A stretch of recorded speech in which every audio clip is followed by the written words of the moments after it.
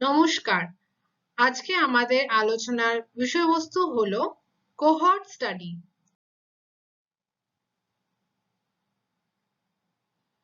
চিনতে পারছেন কি এই ছবিটি? এটা ভেরি রিসেন্ট পিকচার। 7 মে 2020 স্টাইরিন গ্যাস লিকেজ হয় বিশাখাপত্তনম, অন্ধ্রপ্রদেশের। সেখানে এই গ্যাস লিকেজের জন্য প্রায় 7 জন মারা যায় এবং প্রায় 5,000 লোকজন হাসপাতালে ভর্তি হয়।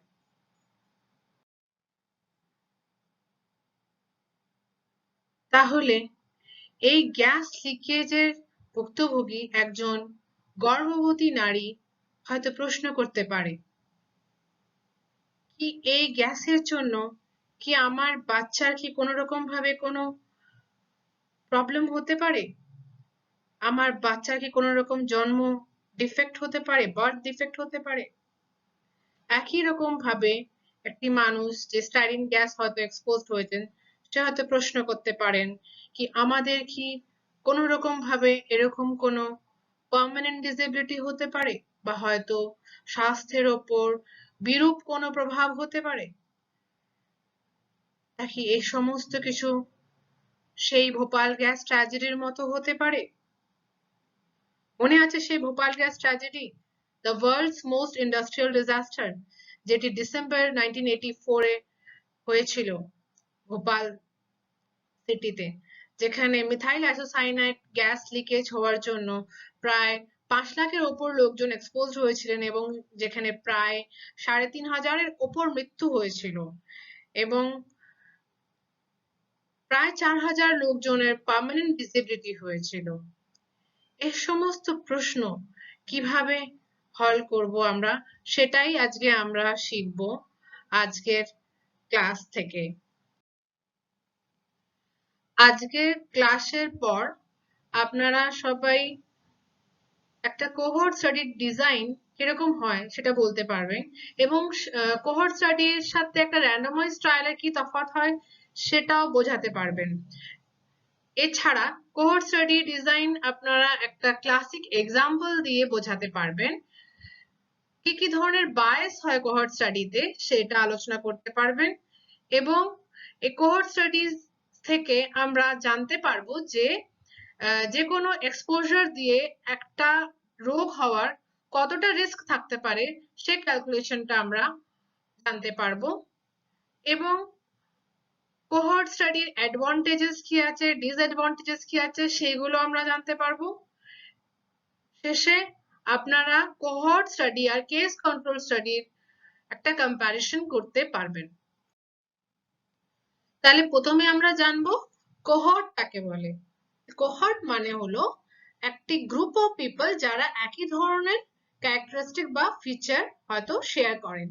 যেমন সেটা ধরুন হয়তো এজ এর রেসপেক্টে হতে পারে, বা হয়তো কোনো অকুপেশন রেসপেক্টে হতে পারে, বা হয়তো কোনো ড্রাগস এর এক্সপোজার পেয়ে থাকতে পারেন, হয়তো কোনো ভ্যাকসিন পেয়ে থাকতে পারেন। এই ধরনের গ্রুপ অফ পিপল যারা একই ধরনের কোনো ক্যারেক্টারিস্টিক বা ফিচার শেয়ার করছেন তাদেরকে আমরা বলি কোহর্ট। এবার ফর এক্সাম্পল যেমন ধরুন বার্থ কোহর্ট হতে পারে, marriage cohort, exposure cohort.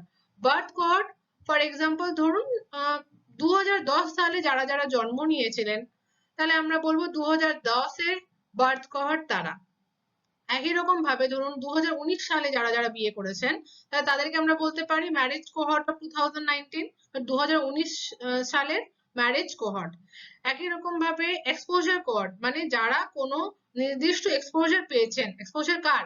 Exposure যেমন কোনো ওষুধের এক্সপোজার পেয়ে থাকবেন বা হয়তো কোনো ভ্যাকসিনের এক্সপোজার পেয়েছেন, তাদেরকে আমরা বলবো কোনো একটা নির্দিষ্ট বছরে ধরুন 2019, তাহলে তাদেরকে আমরা বলবো এক্সপোজার কোহর্ট। এটাই আমরা বুঝে নিচ্ছি একটা এক্সাম্পল দিয়ে, যে এই ছবিটি হলো পুতনা রাক্ষসী। তো পুতনা রাক্ষসী উনি কি করেছিলেন? পুতনা শ্রীকৃষ্ণের সময় যারা জন্ম নিয়েছিলেন ওই সময়কার সমস্ত ইনফ্যান্টসদের কে মেরে দিয়েছিলেন বিষ দুধ খাইয়ে। So Putna killed the birth cohorts of infant god Sri Krishna. এটা হলো ওনার শ্রীকৃষ্ণের সাথে যারা জন্ম তারিখ শেয়ার করছিলেন সেই সমস্ত বাচ্চাদেরকে মেরে ফেলেছিলেন সেই পুতনা। সো পুতনা এই বার্থ কোহর্ট কৃষ্ণের সাথে যে বার্থ কোহর্ট শেয়ার করছিলেন সেই বার্থ কোহর্টকে উনি মেরে ফেলেন। তাহলে এবারে আমরা কোহর্ট স্টাডি নিয়ে আলোচনা করি। Cohort study is a type of analytical observational study. তো আপনাদের হয়তো মনে আছে আমরা এপিডেমিওলজিক্যাল স্টাডিজ বা প্রিভিয়াস ক্লাসেস আপনাদের এই জিনিসটা আলোচনা করা হয়েছে। এপিডেমিওলজিক্যাল স্টাডিজ কিভাবে ভাগ করা যায়। তো এপিডেমিওলজিক্যাল স্টাডিজ দুভাগে ভাগ করা যায়, একটা হলো অবজারভেশনাল স্টাডি আর একটা হলো এক্সপেরিমেন্টাল স্টাডিজ। এই অবজারভেশনাল স্টাডিজ কে দুভাগে ভাগ করা যেতে পারে, একটা হলো ডিসক্রিপটিভ স্টাডি আর আরেকটা হলো অ্যানালিটিক্যাল স্টাডি। তো ডিসক্রিপটিভ স্টাডি যেখানে হাইপোথেসিস বানানো হয় এবং অ্যানালিটিক্যাল স্টাডিজ যেখানে হাইপোথেসিস টেস্ট করা হয়। তো অ্যানালিটিক্যাল স্টাডিজ কে আবার আমরা দুভাগে ভাগ করতে পারি, একটা হলো কেস কন্ট্রোল স্টাডি আর আরেকটা হলো কোহর্ট স্টাডি। তো cohort study is a type of analytical observational study. তো কোহর্ট স্টাডি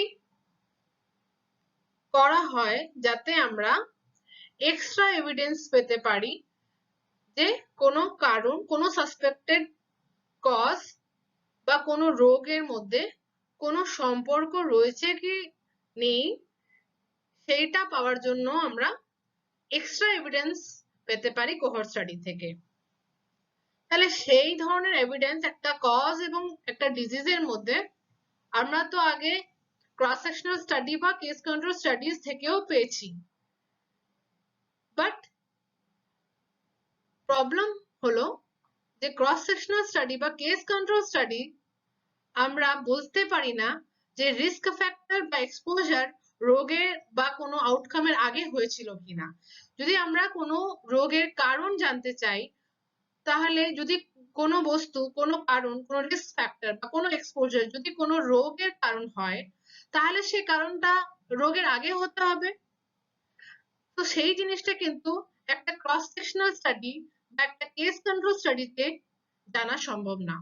বাট কোহর্ট স্টাডিটা এমন ভাবেই ডিজাইন তৈরি করা থাকে যে আমরা বলতে পারি যে রিস্ক ফ্যাক্টর ডিজিজের আগে ছিল, তবেই সেটা একটা ডিজিজের কারণ হলো। তাহলে মেন পয়েন্ট কোহর্ট স্টাডির কি পয়েন্ট হলো যে রিস্ক ফ্যাক্টর আছে কি রিস্ক ফ্যাক্টর নেই কোনো রোগের জন্য সেটা যে কোনো রোগ হওয়ার আগেই কিন্তু ডিটারমাইন করে নেওয়া হয়। কোহর্ট স্টাডিতে আমরা কিন্তু কজ থেকে এফেক্টের দিকে এগোই, সবসময় কারণ থেকে ইফেক্টে আমরা এগোই in case of cohort study. Case control স্টাডিতে কি ছিল, জাস্ট উল্টোটা, আমরা ইফেক্ট থেকে কজের দিকে যাচ্ছিলাম, বাট ইন কোহর্ট স্টাডি আমরা কারণ থেকে ইফেক্টের দিকে যাই। এই ছবিটা হয়তো আপনাদের প্রিভিয়াস ক্লাসেসেও ডিসকাশন হয়েছে। যদি আমরা সমস্ত স্টাডিজ এর রোল যদি আমরা দেখি একটা সায়েন্টিফিক এভিডেন্সে যদি আমরা পিরামিড দেখি তাহলে আমরা জানবো যে একটা কোহর্ট স্টাডি কোন জায়গায় দাঁড়াচ্ছে in providing the scientific evidence. সবথেকে উইক এভিডেন্স প্রোভাইড করে যে কোনো কেস সিরিজ বা কেস রিপোর্ট, একটা দুটো রিপোর্ট বা একটা কেস রিপোর্ট যে ক্লিনিশিয়ান নিজের এক্সপিরিয়েন্স থেকে বলেন। তারপরে বেশ কয়েকটা স্যাম্পল মেলে যখন একটা ক্রস সেকশনাল স্টাডি করা হয় সেটা একটা কেস সিরিজ বা কেস রিপোর্ট থেকে ডেফিনেটলি বেটার। তারপরে আসে কেস কন্ট্রোল স্টাডিজ এবং কোহর্ট স্টাডি কিন্তু কেস কন্ট্রোল স্টাডি থেকেও বেটার এভিডেন্স প্রোভাইড করে। In this hierarchy of scientific evidence, cohort study provides a better evidence, but সেটা নিশ্চয়ই randomized control trial এর থেকে কম এবং সিস্টেম্যাটিক রিভিউ বা মেটা অ্যানালিসিস যেগুলো এই সবকটা অ্যানালিসিস করে, এই ধরনের বিভিন্ন স্টাডির অ্যানালিসিস করে, সেগুলো থেকে কম এভিডেন্স প্রোভাইড করে। সো একটা হিরার্কি অফ সায়েন্টিফিক এভিডেন্সে কোহর্ট স্টাডি কোন জায়গায় দাঁড়ায় সেটা এই পিরামিড দেখে আমরা বুঝতে পারবো দ্যাট কোহর্ট স্টাডি একটা কেস কন্ট্রোল স্টাডি থেকে বেটার এভিডেন্স প্রোভাইড করে। এবার আমরা আলোচনা করব একটা কোহর্ট স্টাডির বেসিক ডিজাইন কি হয়। প্রথমে আমরা স্টার্ট করব, দুটো গ্রুপ নেব। ফার্স্ট গ্রুপ নেব ওই ধরনের লোকজনকে যারা কোনো রিস্ক ফ্যাক্টর থেকে এক্সপোজড হয়ে থাকবেন, তাদেরকে বলবো আমরা এক্সপোজড গ্রুপ। আরেকটা গ্রুপ নেব যারা কি ওই রিস্ক ফ্যাক্টর বা ওই সাসপেক্টেড ফ্যাক্টরে এক্সপোজড হননি, তাদেরকে বলবো আমরা নট এক্সপোজড গ্রুপ। এবারে আমরা তাদেরকে ফলো আপ করব এবং দেখব যে এই যারা এক্সপোজড হয়েছেন কিছুদিন পর বা কিছু বছর পর এদের মধ্যে কজনের মধ্যে রোগ দেখা দিল, কজনের মধ্যে রোগটা দেখা দেয়নি। একই রকম ভাবে এই নট এক্সপোজ গ্রুপ যারা ওই রিস্ক ফ্যাক্টরে এক্সপোজ ছিলেন না, সেই গ্রুপে যখন আমরা ফলো আপ করবো এবং তাদের মধ্যে আমরা দেখব যে এদের মধ্যে কজনের রোগ হলো এবং কজনের রোগ হয়নি। তো এইটাই হলো আমাদের basic design of cohort study, যেখানে আমরা স্টার্ট করি একটা এক্সপোজ গ্রুপকে নিয়ে এবং একটা নট এক্সপোজ গ্রুপকে নিয়ে, তাদেরকে আমরা ফলো আপ করি। ফলো আপ করে দেখি যে এদের মধ্যে কজন, এক্সপোজ গ্রুপের মধ্যে কজনের রোগ হলো, কজনের হয়নি, এবং নট এক্সপোজ গ্রুপের মধ্যে কজনের রোগ হলো এবং কজনের হয়নি। আচ্ছা, এবারে আমরা দেখছি একটা হাইপোথেটিক্যাল এক্সাম্পল দিয়ে যে একটা কোহর্ট স্টাডি ডিজাইন কি হয়। তাহলে আমরা প্রথমে সিলেক্ট করে নেব দুটো গ্রুপ, একটা এক্সপোজ গ্রুপ আর একটা নট এক্সপোজ গ্রুপ। ধরে নিচ্ছি আমরা এক্সপোজ গ্রুপ হলো A প্লাস বি, তাহলে এই A প্লাস বি হলো এক্সপোজ গ্রুপ, এবং আমরা ধরে নিচ্ছি যে নট এক্সপোজ হলো সাপোজ C প্লাস ডি।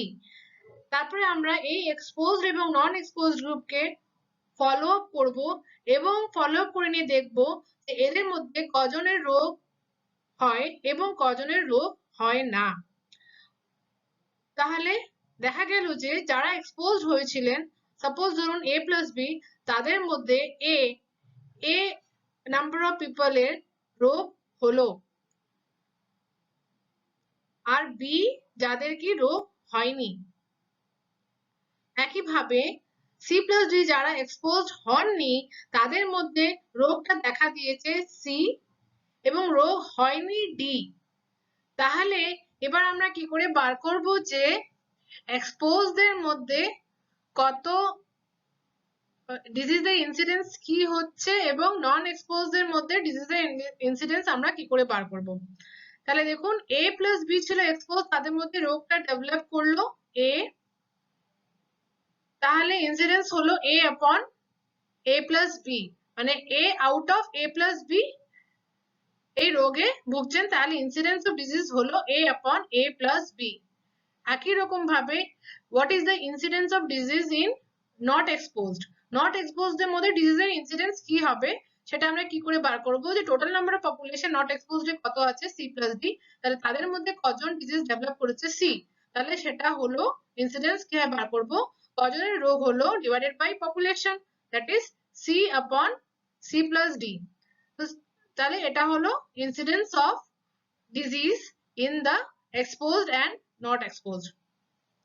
আচ্ছা, যদি আমাদেরকে কখনো এস্টাবলিশ করতে হয় যে এক্সপোজারটা কোনো রোগের কারণ, তাহলে কিন্তু আমাদের টেম্পোরাল রিলেশনশিপ কিন্তু এস্টাবলিশ করতে হয়। এবার টেম্পোরাল রিলেশনশিপটা কি জিনিস?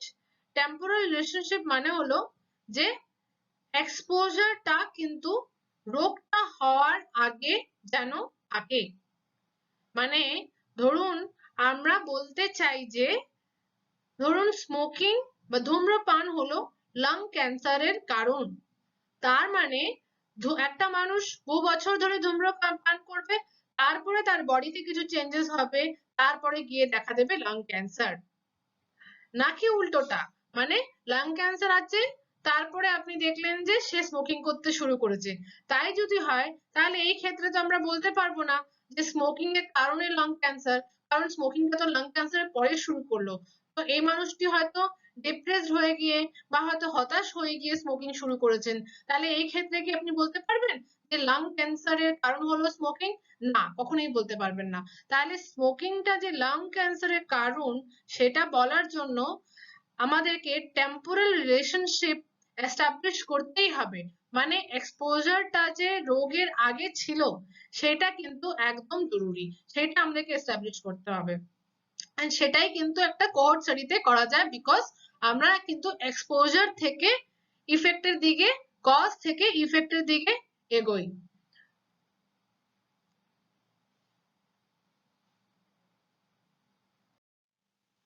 তো যদি কোনো এক্সপোজার এবং রোগের মধ্যে কোনো পজিটিভ সম্পর্ক থেকে থাকে, তাহলে আমরা কি আশা করব?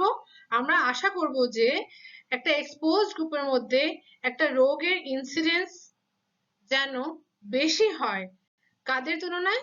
কি যাদের এক্সপোজড হননি বা নন এক্সপোজড গ্রুপের মধ্যে যে রোগের ইনসিডেন্স হলো সেইটার থেকে যেন যে এক্সপোজড গ্রুপ আছে তাদের মধ্যে রোগের ইনসিডেন্সটা যেন বেশি হয়, তবেই আমরা বলতে পারবো যে একটা কোনো এক্সপোজারের সাথে কোনো রোগের পজিটিভ সম্পর্ক রয়েছে। তাহলে এই ধরনের একটা পিকচার আমরা এক্সপেক্ট করছি যদি কোনো অ্যাসোসিয়েশন থেকে থাকে কোনো এক্সপোজার এবং রোগের মধ্যে, তাহলে আমরা যখন এক্সপোজ আর নন এক্সপোজকে কম্পেয়ার করব, তাদেরকে ফলো আপ করবো, তাহলে তাদের রোগ হয়েছে সেটার প্রমাণ, সেটা প্রপোর্শনটা বেশি থাকবে ইন এক্সপোজড পিপল।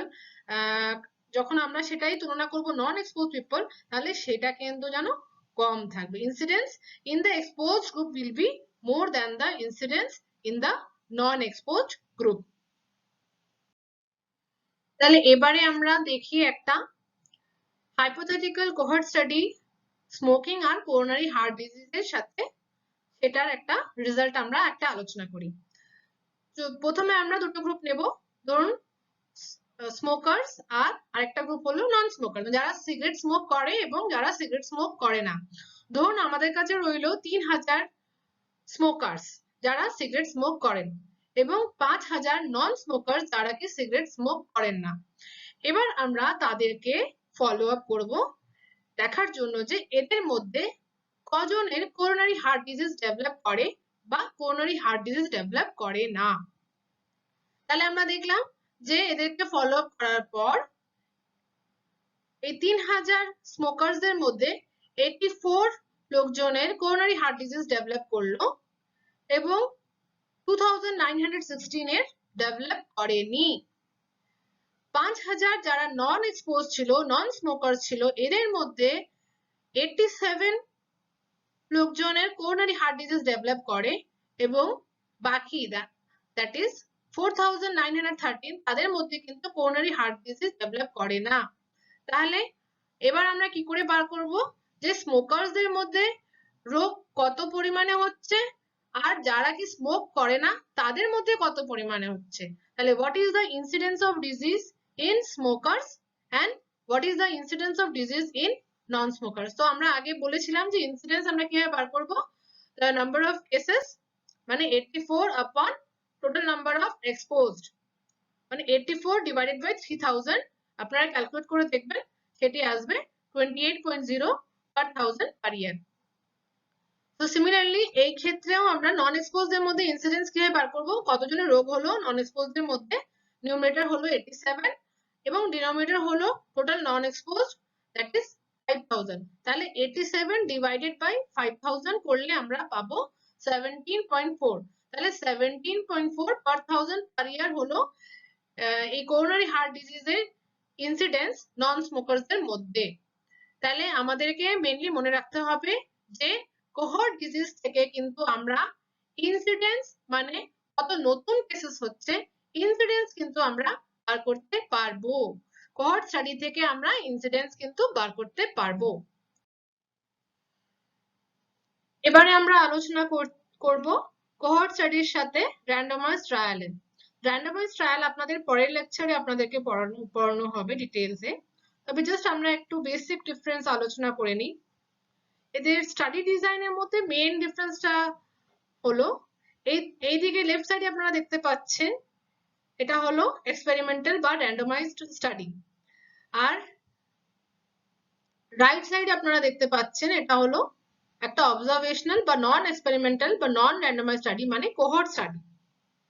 তাহলে দুটোর মধ্যেই কিন্তু আপনারা দেখতে পাচ্ছেন যে পপুলেশন নেওয়া হয়েছে এবং তাদেরকে দুভাগে ভাগ করা হয়েছে, এক্সপোজড এবং নট এক্সপোজড। এখানেও তাই, র্যান্ডমাইজ ট্রায়ালেও এক্সপোজড নট এক্সপোজড এবং কোহর্ট স্টাডিতেও নেওয়া হয়েছে এক্সপোজড এবং নট এক্সপোজড গ্রুপে।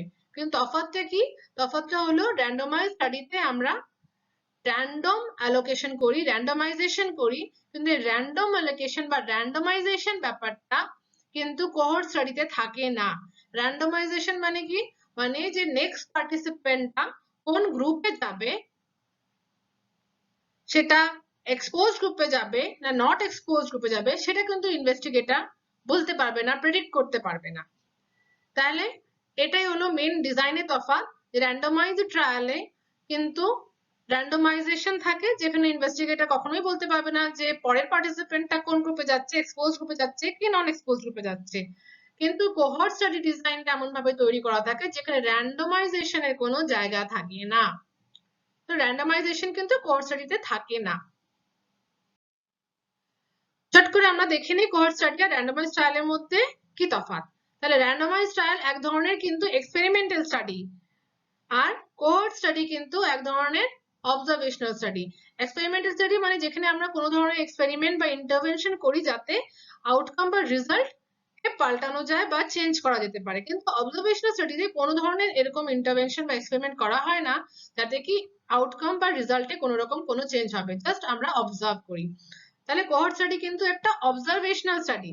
র্যান্ডমাইজ ট্রায়াল কিন্তু অবজারভেশনাল স্টাডি নয়, সেখানে কিন্তু আমরা কোনো না কোনো ইন্টারভেনশন করে দেখি যে ওই ইন্টারভেনশনটা বেনিফিশিয়াল হবে কি হবে না, বা হার্মফুল হবে কি হার্মফুল হবে না। তো in case of randomise trial আমাদের যে এক্সপোজারটা থাকে সেটা কিন্তু সবসময় ইয়ার ট্রিটমেন্ট হবে অথবা কোনো ধরনের প্রিভেন্টিভ মেশার হবে। র্যান্ডমাইজ ট্রায়ালে কিন্তু কখনোই আমরা কোনো টক্সিক বা কোনো কার্সিনোজেনিক, যারা ক্যান্সার করা এই ধরনের এক্সপোজার কখনোই কিন্তু র্যান্ডমাইজ ট্রায়ালে হয় না। অথচ কোহর্ট স্টাডিতে এক্সপোজার কিন্তু মেইনলি এই টক্সিক বা কার্সিনোজেনিক এজেন্ট, যারা ক্যান্সার করা এই ধরনের এজেন্টই কিন্তু এক্সপোজারে থাকে। কেন, কি কারণ? অ্যাকচুয়ালি র্যান্ডমাইজেশনে আমরা এথিক্যালি কখনো, র্যান্ডমাইজ ট্রায়ালে আমরা কখনো এথিক্যালি কোনো পেশেন্টকে বলতে পারবো না যে আপনি স্মোক করুন, তারপর আমরা দেখবো যে আপনি বেঁচে থাকবেন না আপনার লাং ক্যান্সার হবে। আমরা কখনো এথিক্যালি এই জিনিসটা পেশেন্টকে বলতে পারবো না, র্যান্ডমাইজ করতে পারবো না যে আপনি হার্মফুল সাবস্টেন্সটা নিন। কিন্তু কোহর্ট স্টাডিতে তো আমরা কখনো বলি না যে আপনি স্মোক করুন, কিন্তু আমরা অলরেডি যারা স্মোক করছেন তাদেরকে স্মোক এক্সপোজড গ্রুপে নিয়ে নিই, যারা স্মোক করছেন না তাদেরকে নন এক্সপোজড গ্রুপে নিয়ে নিই এবং তাদেরকে ফলো আপ করে দেখি। তাহলে যেটা আমি বললাম আরেকটা ব্যাপার, যে র্যান্ডমাইজেশন ব্যাপারটা র্যান্ডমাইজ ট্রায়ালে থাকছে, যেখানে আমরা প্রেডিক্ট করতে পারি না যে নেক্সট গ্রুপটা এক্সপোজ গ্রুপে থাকবে, নেক্সট পার্টিসিপেন্ট এক্সপোজ গ্রুপে থাকবে নাকি নট এক্সপোজ গ্রুপে থাকবে। তার জন্য ইনভেস্টিগেটর যে কোনো রকম বায়াস দিতে পারে স্টাডি অ্যানালিসিস বা এফেক্টস, সেখানে কিন্তু সেইগুলো থাকে না।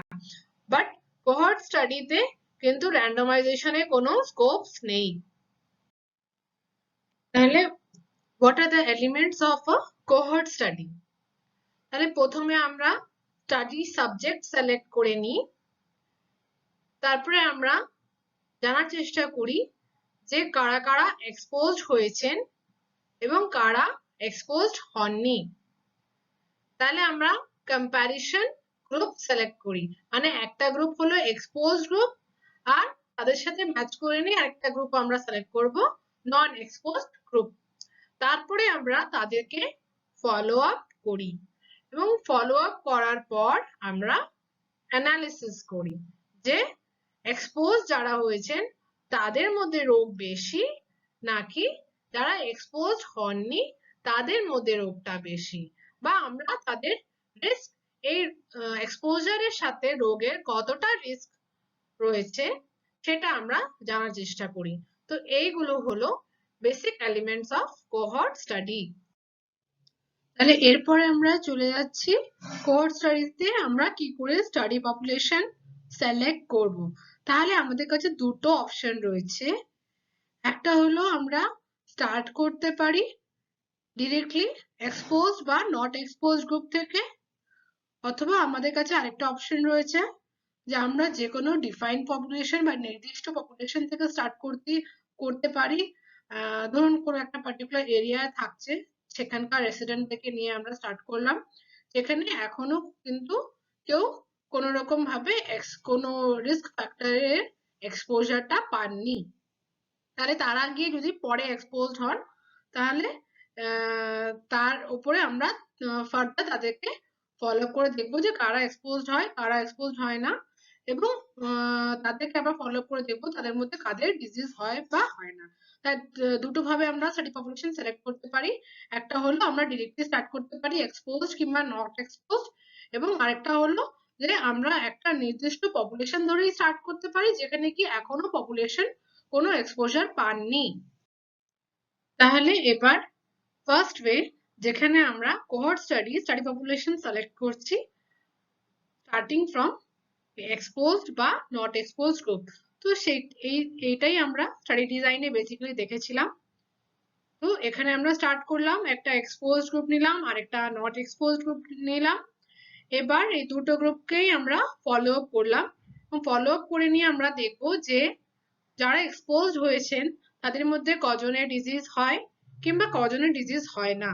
একই রকম ভাবে আমরা নট এক্সপোজ যারা হয়েছেন সেই গ্রুপটাকেও ফলো আপ করে নিয়ে দেখবো এদের মধ্যে কজনের রোগ হচ্ছে বা কজনের রোগ হচ্ছে না। তাহলে এই হলো ডিজাইন যেখানে আমরা এক্সপোজ বা নট এক্সপোজ গ্রুপ দিয়ে স্টার্ট করি। এরপর চলে যাচ্ছি আমরা কোহর্ট স্টাডি, যেখানে আমরা স্টাডি পপুলেশন সিলেক্ট করছি কোনো একটা নির্দিষ্ট পপুলেশন থেকে। যে একটা আমরা স্টার্ট করলাম কোনো একটা নির্দিষ্ট পপুলেশন থেকে নিলাম বেসড অন সার্টেন ফ্যাক্টর। ধরুন কোনো একটা জায়গায় থাকছেন তারা, হ্যাঁ, সেইখানে আমরা তাদেরকে এবারে নিয়ে নিলাম, ফলো আপ করলাম, আস্তে আস্তে দেখলাম যে এদের মধ্যে কারা এক্সপোজড হয়েছে বা কারা এক্সপোজড হয়নি। তাহলে অটোমেটিকলি দুটো গ্রুপ হয়ে গেল, এক্সপোজড একটা গ্রুপ আর একটা গ্রুপ হলো নট এক্সপোজড গ্রুপ। এবার বাকিটা তো সিমিলার, যে আমরা তাদেরকে দেখে নেব, ফলো আপ করবো যে এদের মধ্যে কজনের রোগ হয় বা এক্সপোজদের মধ্যে কজনের রোগ হচ্ছে না। একই রকম ভাবে নট এক্সপোজ গ্রুপদেরকে ফলো আপ করে দেখবো যে এদের মধ্যে কজনের রোগটা হচ্ছে এবং কজনের রোগটা ডেভেলপ করছে না। তাহলে এটা একটা সিম্পল স্টাডি ডিজাইন যেখানে আমরা দেখছি কোহর্ট স্টাডি কিভাবে আমরা করতে পারি, যেখানে আমরা স্টার্ট করছি একটা ডিফাইন্ড পপুলেশন থেকে যেখানে অলরেডি তারা এক্সপোজ বা নট এক্সপোজ হননি। তারপরে আমরা তাদেরকে ফলো আপ করে দেখি, যখন এক্সপোজারটা হয় তখন দুটো গ্রুপে ভাগ করে নিই। একটা ক্লাসিক্যাল এক্সাম্পল রইলো যে ফ্রামিংহাম হার্ট স্টাডি, আমরা পরে এটা ডিটেইলসে আলোচনাও করব। এই ফ্রামিংহাম হার্ট স্টাডি যেটা করা হয়েছিল সেখানে কিন্তু একটা ডিফাইন্ড পপুলেশন থেকে স্টার্ট করা হয়েছিল। তাহলে এই কোহর্ট স্টাডির হলমার্ক আমরা এবারে আলোচনা করব। তো কোহর্ট স্টাডি রেজাল্ট পাওয়া অবধি বা আউটকাম পাওয়া অবধি, যে কতক্ষণ যে একটা এক্সপোজারের পর একটা ডিজিজ ডেভেলপ করবে বা আউটকাম ডেভেলপ করবে, একটা ইনভেস্টিগেটরকে হয়তো বহুদিন ওয়েট করতে হয়। তার মানে হলো যে ফলো আপ পিরিয়ডটা অনেকটাই লং। আর যদি আমরা একটা ডিফাইন্ড পপুলেশন থেকে কোর্স স্টাডিটা স্টার্ট করি, ডেফিনেটলি টাইমটা আরো বেশি লাগবে, কারণ একটা ডিফাইন্ড পপুলেশন যখন তারা এখনো এক্সপোজ হননি, তারপরে একটা নির্দিষ্ট টাইম যাবে, তারপরে হয়তো এক্সপোজার ডেভেলপ করবে, তারপরে তাদেরকে ফলো আপ করবো, তারপর দেখবো যে তাদের মধ্যে কজনের ডিজিজ হচ্ছে কি হচ্ছে না। তো ডেফিনেটলি যখন আমরা ডিফাইন্ড পপুলেশন থেকে কোহর্ট স্টাডি স্টার্ট করি তখন কিন্তু আমাদের লেন্থ অফ ফলো আপ টাইমটা বেশি লাগে, কার তুলনায় কি যখন আমরা কোনো একটা কোহর্ট স্টাডি স্টার্ট করছি যখন সেখানে একটা এক্সপোজ বা নন এক্সপোজ গ্রুপ থাকছে। ডিফাইন্ড পপুলেশন থেকে যখন কোহর্ট স্টাডি স্টার্ট করা হয় তখন কিন্তু time of follow up definitely বেশি লাগে। কিন্তু যাই হোক না কেন, সেটা ফার্স্ট মেথডটা ইউজ করি বা সেকেন্ড মেথডটা ইউজ করি, যে কোনো অ্যাপ্রোচ যাই ইউজ করি, কিন্তু একটা যেটা বেসিক জিনিস সেটা কোহর্ট স্টাডিতে কমন, যে কোনো মেথডেই করি না কেন আমরা কিন্তু সবসময় একটা এক্সপোজ গ্রুপের সাথে কিন্তু একটা নট এক্সপোজ গ্রুপ বা নন এক্সপোজ গ্রুপের আমরা কিন্তু কম্প্যারিজন করি। এটাই হলো একটা কোহর্ট ডিজাইনের হলমার্ক। আগে আমরা এটাও আলোচনা করেছি যে কোহর্ট স্টাডিতে আমরা কজ টু ইফেক্ট যাই। আমরা এখন আবার একটা হলমার্ক আলোচনা করলাম যে কোহর্ট স্টাডিতে আমরা কিন্তু এক্সপোজড এর সাথে নন এক্সপোজড এর কম্প্যারিজন করি। আমরা আরেকটা কথা আলোচনা করেছিলাম যে কোহর্ট স্টাডি থেকে কিন্তু আমরা ইনসিডেন্স বার করতে পারি। তাহলে এবার আমরা আলোচনা করব কোহর্ট স্টাডিজ এর টাইপস। তো আমরা mainly three types of cohort studies আলোচনা করব, 3 প্রকার। প্রথম হলো প্রসপেক্টিভ কোহর্ট স্টাডিজ, দ্বিতীয় হলো রেট্রোস্পেক্টিভ কোহর্ট স্টাডিজ, এন্ড তৃতীয় হলো এই দুটোর combination, that is combination of prospective and retrospective cohort studies. তাহলে 3 ধরনের কোহর্ট স্টাডিজ এর আলোচনা আমরা করব। একটা হলো প্রসপেক্টিভ কোহর্ট স্টাডিজ, সেকেন্ড হলো রেট্রোস্পেক্টিভ কোহর্ট স্টাডিজ, এন্ড তৃতীয় হলো combination of prospective and retrospective cohort studies. প্রথমে আসছে prospective cohort study. Prospective cohort স্টাডিকে কনকারেন্ট কোহর্ট স্টাডিও বলা হয় কিংবা লঙ্গিটিউডিনাল স্টাডিও বলা হয়। তাহলে আমরা প্রসপেক্টিভ কোহর্ট স্টাডিতে কি করি, ধরুন আজ এই বছরটা হলো 2020, এখানে আমরা স্টার্ট করলাম একটা প্রসপেক্টিভ কোহর্ট স্টাডি। আমরা নির্দিষ্ট একটা পপুলেশন নিলাম 2020-তে। এবার ধরুন কোনো একটা এক্সপোজার ডেভেলপ করার জন্য আমরা সেটাকে ফলো আপ করবো। তো ধরুন এই এক্সপোজারটা ডেভেলপ করতে 10 বছর প্রায় লেগে যায়। 10 বছর পর এই নির্দিষ্ট পপুলেশনের মধ্যে কিছু এক্সপোজার, কিছু গ্রুপসের মধ্যে কোনো ধরনের কোনো রিস্ক ফ্যাক্টর বা এক্সপোজার হয়েছে, সেই জিনিসটা দেখা যায়।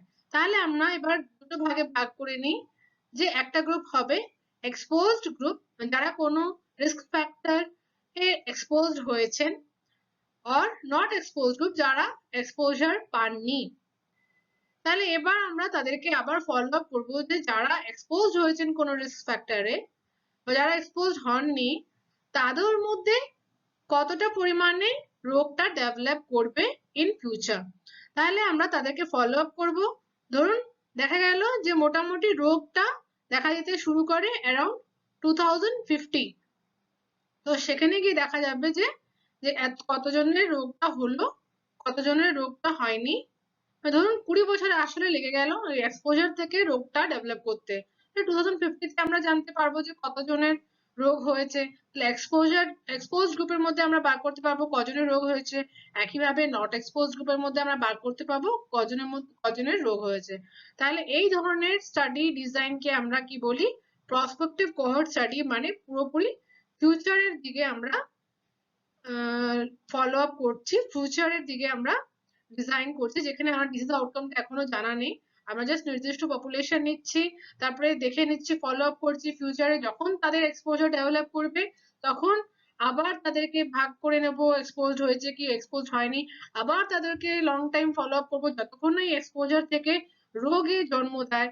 আবার যখন রোগ জন্ম দেয় তখন আমরা সেটা বার করার চেষ্টা করব যে কতজনের যারা এক্সপোজড হয় তাদের মধ্যে রোগের হওয়ার কতটা সম্ভাবনা।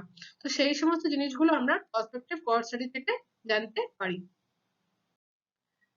তো আমরা দেখে নিচ্ছি চট করে একটা হাইপোথেটিক্যাল এক্সাম্পল স্মোকিং আর লাং ক্যান্সারের। ধরুন আজ আমরা 2020 সালে আছি, আমরা কিছু স্কুলে পড়া সে সমস্ত ছাত্রদেরকে নিচে স্কুলে পড়ছে যে বাচ্চারা এলিমেন্টারি স্কুলে, প্রাইমারি স্কুলে যারা পড়ছে সে বাচ্চাদেরকে আমরা আমাদের স্টাডিতে এনরোল করলাম। এবার আমরা ওয়েট করবো যে যখন এ থেকে আচ্ছা আমরা বলেছিলাম যে আমরা এখানে কখনো বলি না তাদেরকে যে আপনারা স্মোক করুন। তাহলে এটাই কোহর্ট স্টাডিতে আমরা কি করি, আমরা জাস্ট টাইমে আমরা ফলো আপ করবো, একটা টাইম দেবো, টাইমের পর দেখবো আপসে কিছু স্টুডেন্টস অটোমেটিক্যালি এই রিস্ক বিহেভিয়ারটা নিজেদের মধ্যে ইনকালকেট করে নেয়। কেউ কেউ স্মোক করে, কেউ কেউ স্মোক করে না। তাহলে দেখা গেল যে 2020 থেকে 10 বছর লেগে গেল, 2030 সালে আমরা এদের মধ্যে কিছু লোকজন স্মোক করতে শুরু করে এবং কিছু লোকজন কিন্তু স্মোক করে না। তাহলে আবার আমরা তাদেরকে ফলো আপ করবো। ধরুন আমরা জানি যে স্মোকিং থেকে নিয়ে লাং ক্যান্সার হতে মোটামুটি ধরে নিন 20 বছর হয়তো মিনিমাম সময় লাগে। তাহলে আবার সেই 20 বছর পর মানে 2050 সালে গিয়ে দেখা যাবে যে যারা যারা স্মোক করেছিল তাদের মধ্যে কজনের লাং ক্যান্সার হলো এবং যারা স্মোক করেনি তাদের মধ্যে কজনের লাং ক্যান্সার হলো। তাহলে আমরা জানতে পারবো যে স্মোকিং কতটা রিস্ক ক্যারি করে, একটা লাং ক্যান্সার হওয়ার জন্য smoking as a risk factor কতটা রিস্ক ক্যারি করে। বাট কিছু কিছু প্রবলেম রয়েছে প্রসপেক্টিভ কোহর্ট স্টাডির, যেমন বহু লম্বা টাইম লেগে যেতে পারে, যেমন এখানে দেখলেন আপনারা প্রায় 30 বছর মতো লেগে গেল। তারপর আরো কি প্রবলেম রয়েছে, অনেক সময় যখন আমরা রিসার্চ গ্র্যান্ট পাই এই ধরনের লং স্টাডি করার জন্য বা প্রসপেক্টিভ কোহর্ট স্টাডি করার জন্য, গ্র্যান্টটা যেটা হলো পুরোপুরি ফুল টাইমের জন্য ইউজুয়ালি দেওয়া হয় না, বা দেওয়া হলেও হয়তো প্রথম কিছু বছর 3 থেকে 5 বছর অবধি দেওয়া হয়, তাহলে গ্র্যান্টেরও একটা সমস্যা হয়ে দাঁড়ায়। প্লাস আরো কি হতে পারে, কখনো কখনো এমন হতে পারে যে হয়তো স্টাডি সাবজেক্ট যাদেরকে আপনারা নিয়েছেন তারাই হয়তো মারা গেল, আর কখনো কখনো এমন হলো যে এত লং ডিউরেশনের মধ্যে এন্ডে দেখা গেল যে ইনভেস্টিগেটরই মারা গেলেন হয়তো স্টাডিটা কমপ্লিট হওয়ার আগে। তাহলে এই সমস্ত কিছু প্রবলেমস রয়েছে, আরো কিছু প্রবলেমস আছে, সেগুলো আমরা পরে আলোচনা করছি। এবারে আমরা আসছি রেট্রোস্পেক্টিভ কোহর্ট স্টাডি। তাহলে রেট্রোস্পেক্টিভ কোহর্ট স্টাডি, এখানেও কিন্তু আমরা এক্সপোজড আর নট এক্সপোজড গ্রুপের কম্প্যারিজন করব, কিন্তু আমাদের এখানে টাইম সেভিং হয়ে যায়। কি করে? যেমন ধরুন আমরা কোনো স্টাডি স্টার্ট করলাম 2020 সালে, এবার আমরা কি করব, আমরা সময়ের পেছনে চলে যাব। ধরুন আমরা রেকর্ড খুঁজে বার করব 1990-তে কোনো এরকম রেকর্ড রয়েছে কি যেখানে আমরা একটা ডিফাইন্ড পপুলেশন পেয়ে যাব কোনো রেকর্ড থেকে, এবং তারপরে আমরা বোঝার চেষ্টা করব যে সেই যে রেকর্ড রয়েছে সেই পপুলেশনের, তাদের কি কোনো রকম কোনো ইনভেস্টিগেশন 10 বছর পর হয়েছে বা কোনো রেকর্ড রয়েছে যেখানে বোঝা যাবে যে তারা এক্সপোজড হয়েছে কি হয়নি। এবং আজকের ডেটে তো আমরা জানি যে কাদের রোগ হয়েছে কি হয়নি, তাহলে এদের সাথে মিলিয়ে নিতে পারবো যে যাদের এক্সপোজ ছিল, যাদের এক্সপোজার হিস্ট্রি ছিল বা রেকর্ডস যদি বলছে কেউ এক্সপোজ ছিল, তাহলে সেই এক্সপোজড লোকজনের কি আজকের ডেটে ডিজিজ আছে না ডিজিজ নেই, এবং যারা এক্সপোজ হয়নি as per the records of 2000 তাদের মধ্যে কারোর ডিজিজ আছে না ডিজিজ নেই। তাহলে একই জিনিস আমরা কিন্তু এক্সপোজ আর নট এক্সপোজ থেকে সামনের দিকে যাচ্ছি, কজ টু এফেক্টের দিকে যাচ্ছি, কিন্তু আমরা টাইমটা সেভ করে ফেলেছি।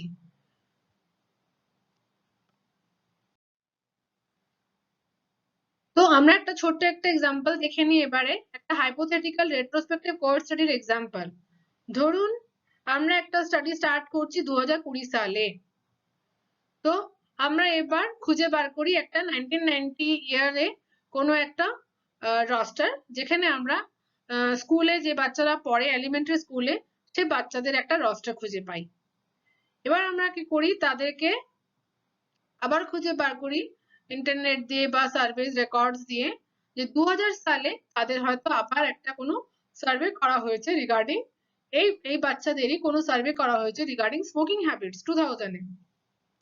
তাহলে এই রেকর্ড বেসিসে আমরা আবার পেয়ে গেলাম যে কারা এদের মধ্যে স্মোকার হলো বা কারা স্মোকার হননি, এবং আজকের ডেটে এই ডেটা রিসোর্স ইউজ করে নিয়ে আমরা বলতে পারবো যে এই স্মোকারদের মধ্যে কাদের লাং ক্যান্সার হচ্ছে বা নন স্মোকারদের মধ্যে কাদের লাং ক্যান্সার হচ্ছে।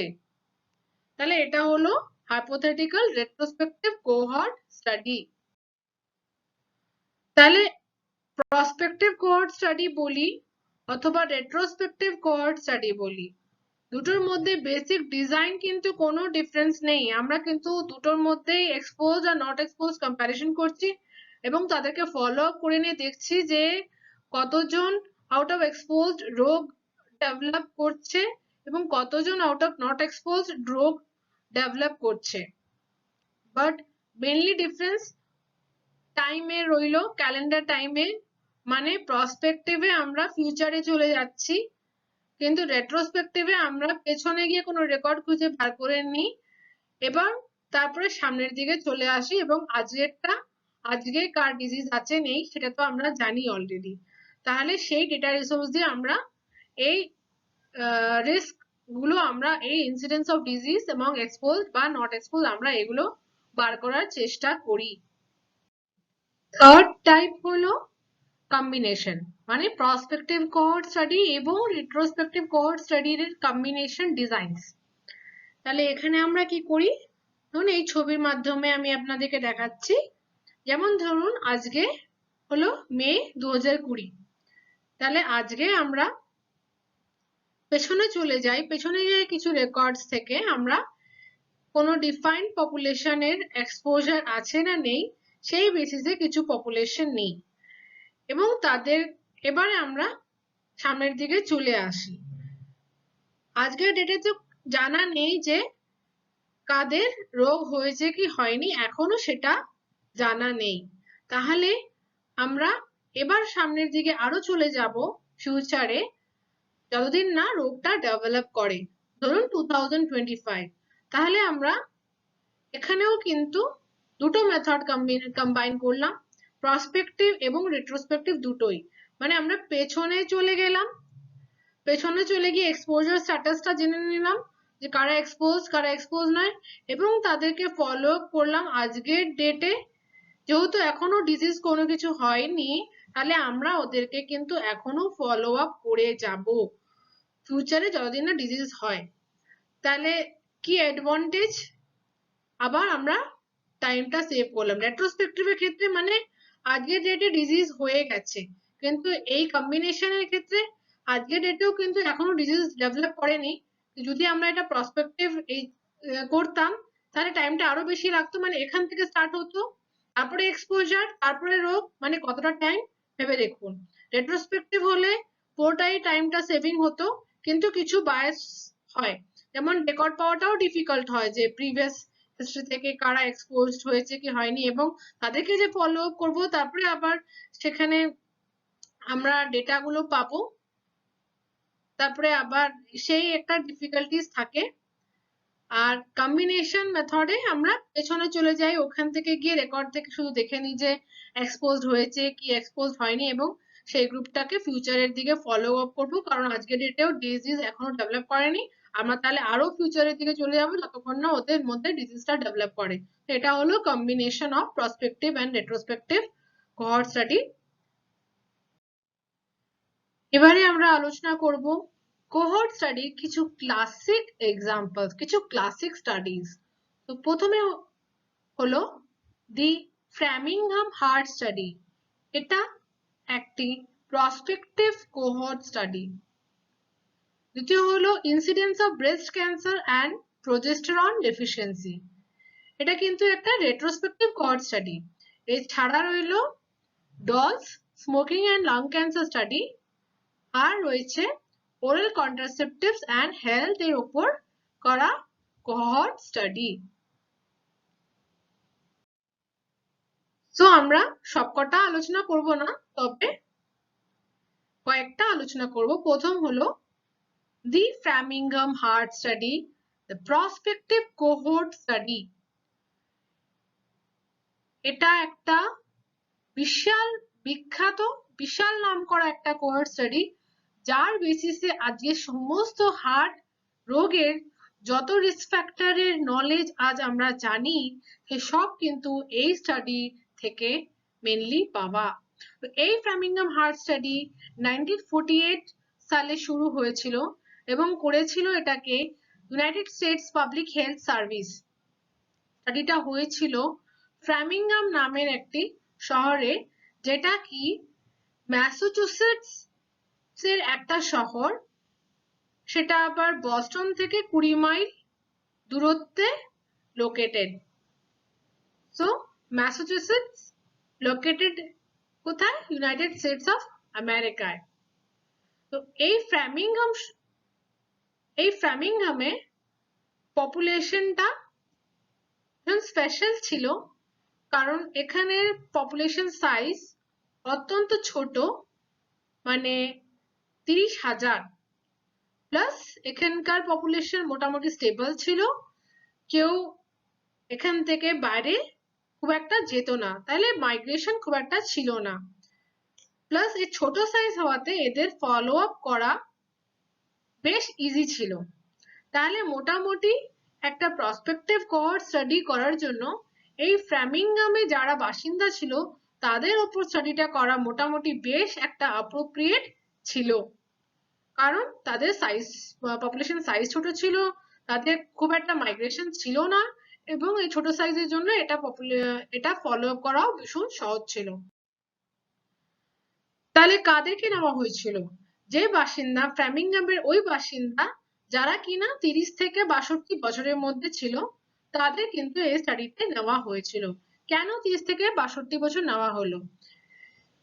আসলে যারা 30 বছরের কম তাদের নেওয়া হলো না, কারণ এটা খুবই আনলাইকলি যে তারা, যদি ধরুন 20 বছর ফলো আপ করা হয়, তাহলে তার মধ্যে যে তাদের কার্ডিওভাস্কুলার কোনো ইভেন্ট বা প্রবলেম দেখা দেবে এটা নাও হতে পারে। তাই 30 বছরের কমের নেওয়ার তো কোনো যুক্তি ছিল না বলে নেওয়া হয়নি। তাহলে 62 বছরের বেশি কেন নেওয়া হয়নি?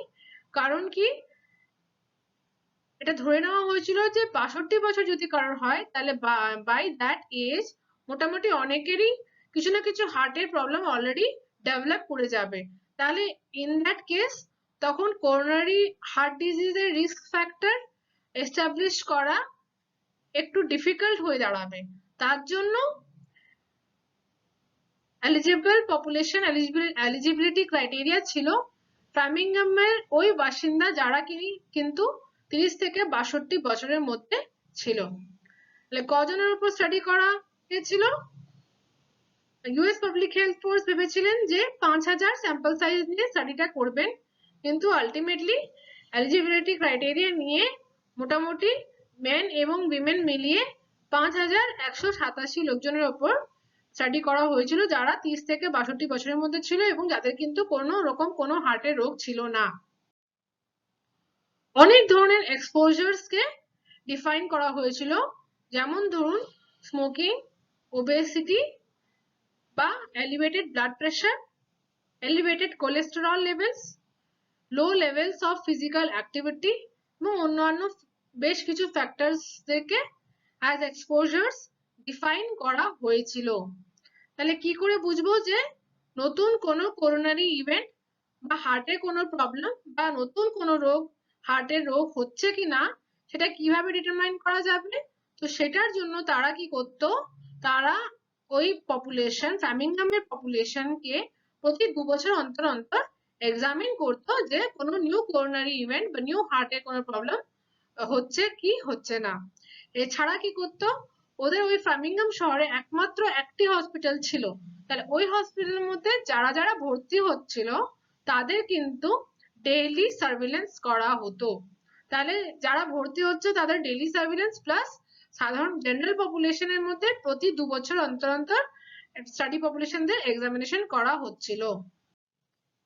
তাহলে কি কি হাইপোথেসিস টেস্ট করা হয়েছিল এই ফ্রামিংহাম কোহর্ট স্টাডিতে? প্রথম হাইপোথেসিস ছিল যে যেমন যেমন বয়স বাড়বে তেমন তেমন কিন্তু করোনারি হার্ট ডিজিজ হওয়ার ইনসিডেন্সও বাড়ে, এবং এই করোনারি হার্ট ডিজিজ কিন্তু মেলসদের মধ্যে বেশি হয় এবং তাদের মধ্যে একটু আগেই হয়, একটু কম এজেই হয়। যাদের হাইপারটেনশন থাকে তাদের কিন্তু, যাদের হাইপারটেনশন নেই তাদের তুলনায় কিন্তু করোনারি হার্ট ডিজিজ হওয়ার বেশি রিস্ক থাকে। যাদের ব্লাড কোলেস্টেরল লেভেল বেশি তাদের কিন্তু করোনারি হার্ট ডিজিজ হওয়ার বেশি রিস্ক থাকে। যারা টোব্যাকো স্মোক করেন বা যারা রেগুলারলি অ্যালকোহল নেন তাদের কিন্তু করোনারি হার্ট ডিজিজ হওয়ার বেশি রিস্ক থাকে। ইনক্রিজড ফিজিক্যাল অ্যাক্টিভিটির সাথে করোনারি হার্ট ডিজিজের উল্টো সম্পর্ক, মানে যদি ফিজিক্যাল অ্যাক্টিভিটি বাড়ানো হয় তাহলে কিন্তু করোনারি হার্ট ডিজিজ কিন্তু হওয়ার সম্ভাবনা কিন্তু কম থাকে। যদি বডি ওয়েট বাড়ানো হয় তাহলে কিন্তু একটা মানুষের করোনারি হার্ট ডিজিজ হওয়ার রিস্ক বেড়ে যায়। এছাড়া হলো যাদের ডায়াবেটিস মেলাইটাস থাকে তাদের কিন্তু করোনারি হার্ট ডিজিজ হওয়ার বেশি রিস্ক থাকে যাদের নেই তাদের তুলনায়। তাহলে আপনাদের হয়তো মনে হচ্ছে এসবে আবার নতুন কি, এসব তো আমরা অলরেডি জানি, কিন্তু মনে রাখবেন আজকে আপনারা যা জানেন তা সবই এই Framingham heart study, the classic cohort study এর জন্যই। এই Framingham heart study, classic cohort study কিন্তু আমাদেরকে এই কার্ডিওভাস্কুলার ডিজিজের এপিডেমিওলজি বুঝতে জানতে কিন্তু হেল্প করেছে। আজ আমরা কার্ডিওভাস্কুলার ডিজিজের রিস্ক ফ্যাক্টর সম্পর্কে যাই জানি, মোটামুটি সবকিছু এই ফ্রামিংহাম হার্ট স্টাডির বেসিসেই জানি। তাহলে এই ফ্রামিংহাম হার্ট স্টাডি যেখানে কিন্তু একটা ডিফাইন্ড পপুলেশন নেওয়া হয়েছিল, যেখানে ফ্রামিংহাম রেসিডেন্টসকে নেওয়া হয়েছিল যারা কিন্তু কোনো এক্সপোজার ছিল না। তারপরে তারা তাদেরকে ফলো আপ করে নেয় এবং বেশ কিছু এক্সপোজার ডিফাইন করে যে আমরা কাদেরকে বলবো স্মোকিং বা ওবেসিটি, এলিভেটেড বিপি কাকে বলবো, এলিভেটেড কোলেস্টেরল লেভেল কাকে বলবো, বা লেস ফিজিক্যাল অ্যাক্টিভিটি কাকে বলবো, এরকম করে ওনারা এক্সপোজার ডিফাইন করেন এবং এই ডিফাইন পপুলেশনকে যখন ফলো আপ করেন, ফলো আপ করে নিয়ে দেখে যে কাদের কাদের মধ্যে কোন কোন এক্সপোজার ডেভেলপ করে। তো অ্যাকর্ডিংলি ওনারা ডিভাইড করেন দুটো গ্রুপসে, একটা হলো এক্সপোজড গ্রুপ আর একটা হলো নন এক্সপোজড গ্রুপ। তারপরে সে এক্সপোজড গ্রুপকে ওনারা ফলো আপ করে দেখে যে কাদের কাদের কোরোনারি হার্ট ডিজিজ ডেভেলপ করছে বা কাদের কাদের কোরোনারি হার্ট ডিজিজ ডেভেলপ করছে না এক্সপোজদের মধ্যে। একইভাবে নন এক্সপোজদের মধ্যে কাদের কোরোনারি হার্ট ডিজিজ ডেভেলপ করছে এবং কাদের ডেভেলপ করছে না। তাহলে মেন ব্যাপার হচ্ছে যখন আমরা ডিফাইন পপুলেশন থেকে স্টাডিটা স্টার্ট করছি, তখন কিন্তু আমরা একটা মাল্টিপল এক্সপোজার নিয়ে পড়াশোনা করার বা ইভ্যালুয়েট করার স্কোপস পাচ্ছি। এটা কিন্তু আমরা পাই না যখন আমরা একটা স্পেসিফিক এক্সপোজার থেকে স্টার্ট করি। তাহলে এখানে বিভিন্ন এক্সপোজার দিয়ে আমরা কিন্তু বারবার করে এটা আমরা ডিফারেন্ট এক্সপোজারের সাথে কোরোনারি হার্ট ডিজিজের সম্পর্ক রয়েছে কিনা সেটা আমরা বার করতে পারছি। এবারে আমরা চলে আসছি সেকেন্ড এক্সাম্পল, যেটা হলো incidence of breast cancer and progesterone deficiency. এটা একটা রেট্রোস্পেক্টিভ কোহর্ট স্টাডির ক্লাসিক্যাল এক্সাম্পল। তাহলে একটা রিসার্চ কোয়েশ্চেন হলো যে ডিলেড প্রেগন্যান্সির কারণে কি ব্রেস্ট ক্যান্সার হয় নাকি এটার অন্য কোনো কারণ রইলো, যেমন ধরুন হরমোনাল অ্যাবনর্মালিটিস। তাহলে এইটা জানার জন্য কোওয়ান একটা রেট্রোস্পেক্টিভ কোহর্ট স্টাডি কন্ডাক্ট করেছিলেন 1978 এ। তো উনি কি করলেন, 1945 থেকে নিয়ে 1965 অবধি যে সমস্ত পেশেন্টরা জন হপকিন্স হসপিটাল ইনফার্টিলিটি ক্লিনিকে রেজিস্টার করেছিলেন, সে সমস্ত পেশেন্টের একটা রস্টার উনি খুঁজে বার করেন। তাহলে যদি ডিলেড ফার্স্ট প্রেগন্যান্সি যদি ব্রেস্ট ক্যান্সারের কারণ হয়ে থাকে, তাহলে হরমোনাল অ্যাবনর্মালিটিস থাকুক কিংবা না থাকুক, ক্যান্সারের ইনসিডেন্সে কোনো তফাৎ হওয়ার কথা নয়। কিন্তু যদি ডিলেড ফার্স্ট প্রেগন্যান্সিটা কারণ নয় আর অ্যাকচুয়াল কারণটা যদি হরমোনাল অ্যাবনর্মালিটিস হয়, তাহলে কিন্তু যে গ্রুপে হরমোনাল অ্যাবনর্মালিটিস থাকবে তাদের মধ্যে কিন্তু ক্যান্সারের ইনসিডেন্স বেশি পাওয়ার কথা ইন কম্প্যারিজন টু ওই সমস্ত ফিমেলস যাদের মধ্যে হরমোনাল অ্যাবনর্মালিটিস ছিল না। যেমন ধরুন যারা ইনফার্টিলিটি ক্লিনিকে অন্য কোনো কারণের জন্য এসেছিলেন, যেমন টিউবাল ব্লক বা হাজব্যান্ডের লো স্পার্ম কাউন্ট। তাহলে এই সমস্ত উইমেন যাদের হরমোনাল অ্যাবনর্মালিটিস ছিল না, তাদের মধ্যে কিন্তু ক্যান্সারের ইনসিডেন্স কিন্তু কম হওয়ার কথা, যদি হরমোনাল অ্যাবনর্মালিটিস ব্রেস্ট ক্যান্সারের কজ হয় তো।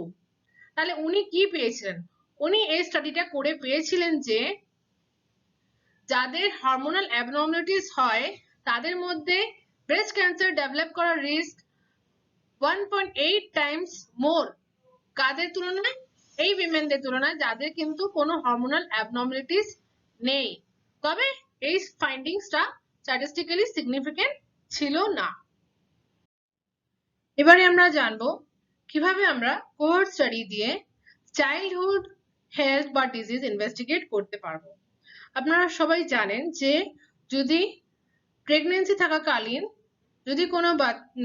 যদি কোনো মায়ের কোনো রকম কোনো এক্সপোজার হয় কোনো ড্রাগস এর, কিংবা ধরুন কোনো ইনফেকশন হয় মায়ের যখন মা প্রেগনেন্ট থাকে, বা ধরুন কোনো এনভায়রনমেন্টাল টক্সিনের কোনো এক্সপোজার থাকে, তাহলে বাচ্চার ক্ষতি হতে পারে, বাচ্চার বার্থ ডিফেক্ট হতে পারে, বাচ্চা কনজেনিটাল মালফরমেশন হতে পারে। তাহলে এটা আমরা কিভাবে ইনভেস্টিগেশন করব? এই ধরনের ইনভেস্টিগেশন যে ওই এক্সপোজারটা, কোনো পার্টিকুলার এক্সপোজারটা, যেমন ধরুন এই যে স্টাইরিন গ্যাসের কথা আমরা বলেছিলাম এই লেকচারটা স্টার্টিং এ, তাহলে এই স্টাইরিন গ্যাসের জন্য এই গর্ভবতী মায়েদের পরবর্তীকালে কি বাচ্চার কোনো রকম কোনো মালফরমেশন হবে কি হবে না জানার জন্য আমরা কি করব? আমরা দুভাবে করতে পারি। এক, আমরা এক্সপোজ বা নট এক্সপোজ গ্রুপ দিয়ে স্টার্ট করতে পারি এবং কোহর্ট স্টাডির ইনভেস্টিগেশন করতে পারি with help of cohort study, অথবা আমরা ডিফাইন্ড পপুলেশন থেকে স্টার্ট করতে পারি। যখন আমরা এক্সপোজ বা নট এক্সপোজ গ্রুপ থেকে স্টার্ট করছি, সেটা হলো লেফট সাইডে দেখানো রয়েছে। তাহলে এখানে আমরা কি করছি? আমরা প্রথমে যে সমস্ত বাচ্চা জন্ম নিয়েছে সেই সমস্ত বাচ্চাদেরকে দুভাগে ভাগ করে নিচ্ছি বেসড অন ওয়েদার যে তারা যখন গর্ভে ছিলেন, মানে মায়ের পেটে ছিলেন, তখন কি মায়ের কোনো রকম কোনো এক্সপোজার পেয়েছিল নাকি এক্সপোজার পায়নি। কিসের? এনভায়রনমেন্টাল এক্সপোজারের কথা হচ্ছে, এটা একটা টক্সিক এক্সপোজারের কথা হচ্ছে। তারপরে আমরা তাদেরকে ফলো আপ করি, ফলো আপ করে দেখবো যে এক্সপোজ গ্রুপে ডিজিজ হচ্ছে নাকি এক্সপোজ গ্রুপে ডিজিজ বেশি হচ্ছে নাকি নট এক্সপোজ গ্রুপে ডিজিজ বেশি হচ্ছে, এবং সেই রেটস গুলোকে আমরা কম্পারিজন করে নিয়ে এস্টাবলিশ করার চেষ্টা করি যে এক্সপোজারটা ওই কনজেনিটাল মালফরমেশন বা ওই ডিজিজের জন্য কজেটিভ কি না। একই রকম ভাবে আমরা কোহর্ট স্টাডি স্টার্ট করতে পারি, কিন্তু এখানে আমরা ডিফাইন পপুলেশন থেকে স্টার্ট করছি, মানে আমরা ওই উমেনদেরকে নিচ্ছি প্রথমে যারা কিন্তু জাস্ট কনসিভ করবেন, এখনো করেননি।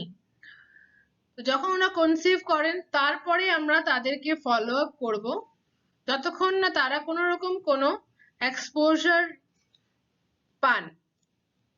যেটা আমরা বলবো না যে আপনারা এক্সপোজার নিন, কিন্তু ন্যাচারালি যদি কোনো এক্সপোজার ওনারা পেয়ে থাকেন তাহলে আমরা এরপরে দুভাগে ভাগ করে নেবো। যে সমস্ত প্রেগনেন্ট মাদার কোনো রকম কোনো এক্সপোজার পেয়েছেন বা যারা কোনো রকম কোনো এক্সপোজার বা টক্সিন বা ইনফেকশন বা কিছু এগুলো পাননি, তারপরে আমরা তাদেরকে ফলো আপ করবো। ফলো আপ করে দেখবো কোন গ্রুপে ডিজিজের ইনসিডেন্সটা বেশি, এক্সপোজ গ্রুপে নাকি নন এক্সপোজ গ্রুপে। অ্যাকর্ডিংলি আমরা সেই কজটা এস্টাবলিশ করার চেষ্টা করব যে এই এক্সপোজারটা কি সেই চাইল্ডহুড হেলথ বা ডিজিজের জন্য কজ কি না।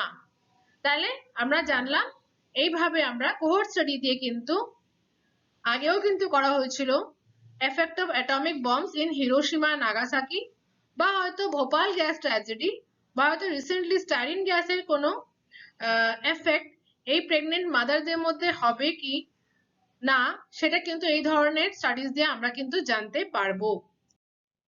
এতক্ষণ আমরা আলোচনা করলাম একটা কোহর্ট স্টাডির বেসিক ডিজাইন, এবং সেটা আমরা কিছু ক্লাসিক্যাল কোহর্ট স্টাডির এক্সাম্পল দিয়ে বুঝে নিয়েছি। তাহলে এবার আমরা এগোচ্ছি একটা কোহর্ট স্টাডি করতে গিয়ে কি কি ধরনের বায়াস আমরা ফেস করতে পারি, কি কি ধরনের বায়াস হলে আমাদের রিপোর্ট বা রেজাল্ট বা ইন্টারপ্রিটেশনে বা বুঝতে আমাদের কিছু ভুল হতে পারে, রং ইন্টারপ্রিটেশন আসতে পারে। তাহলে কি কি ধরনের বায়াস আমরা পাই কোহর্ট স্টাডি? সেটা দু ধরনের হতে পারে, একটা হলো সিলেকশন বায়াস আর একটা হলো ইনফরমেশন বায়াস। সিলেকশন বায়াস নন পার্টিসিপেশনের জন্য হতে পারে, কিংবা নন রেসপন্সের জন্য হতে পারে, কিংবা লস টু ফলো আপের জন্য হতে পারে। নন পার্টিসিপেশনের জন্য কিভাবে সিলেকশন বায়াস হয়?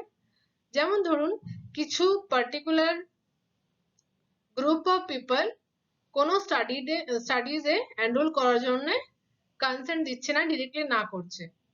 তাহলে আপনি জানতে পারলেন যে যারা অ্যাকচুয়ালি না করছে তারাই কিন্তু অ্যাকচুয়ালি সবকটা স্মোকার তারা।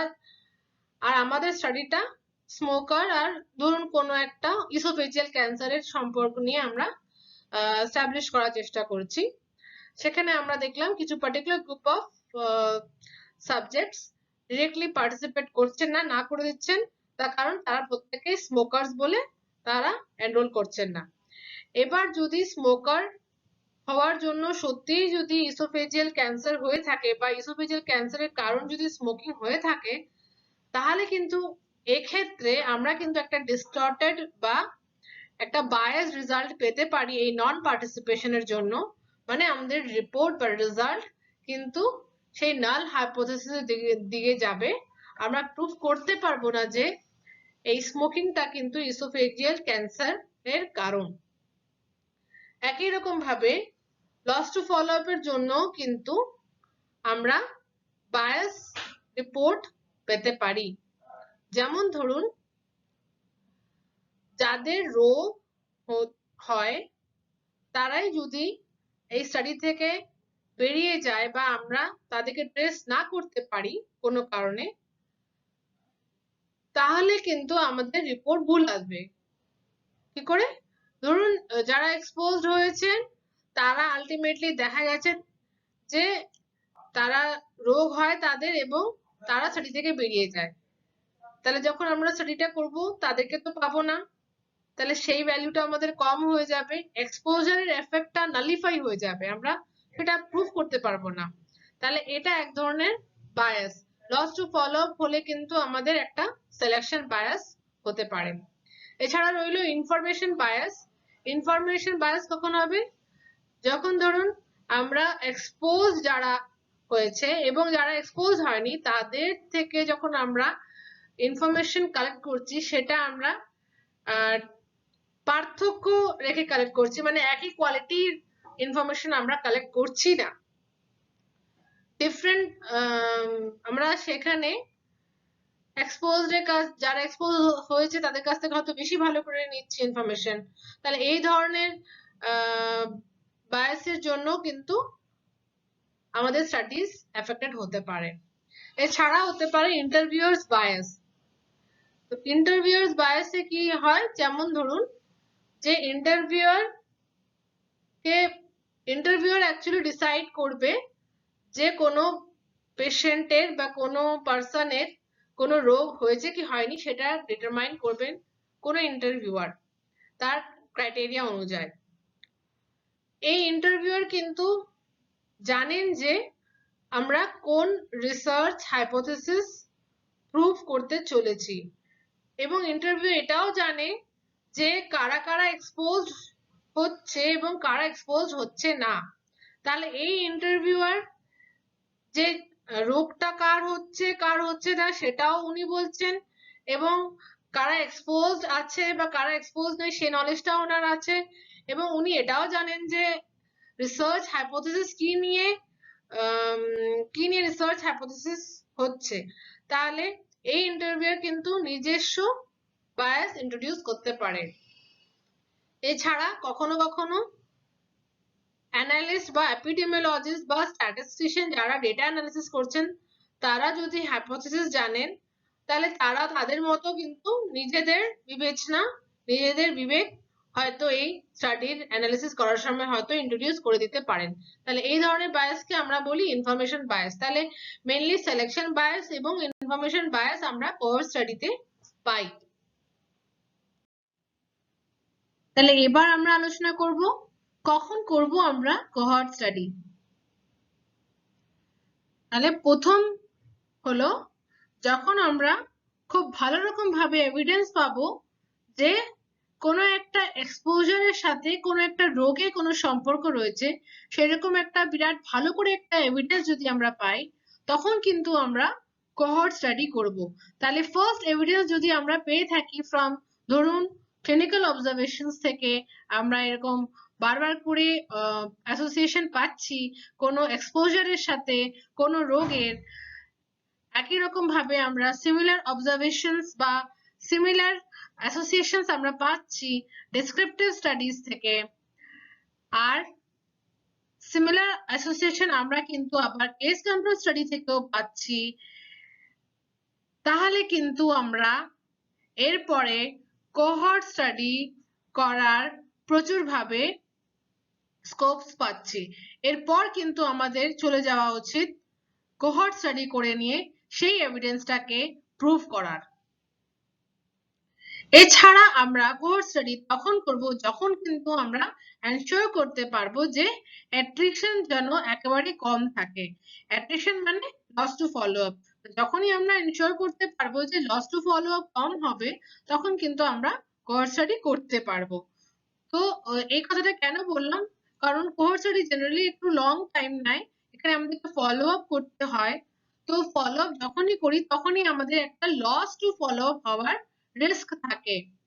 তাহলে আমরা কিভাবে এনশিওর করব যাতে লস টু ফলো আপ কমানো যায়? তাহলে আমরা এমন ধরনের একটা রোগ বাঁচি যেখানে এক্সপোজার থেকে নিয়ে ডিজিজের অনসেটের গ্যাপটা খুবই কম থাকে। যেমন এক্সাম্পল ধরুন, যদি কারোর প্রেগন্যান্সির সময় রুবেলা ইনফেকশন হয়ে থাকে এবং তাহলে যখন বাচ্চা জন্ম নেয় তাহলে তার মধ্যে কনজেনিটাল ম্যালফরমেশন হওয়া সেই ধরনের এক্সপোজার আর ডিজিজের মধ্যে কিন্তু গ্যাপটা খুব কম।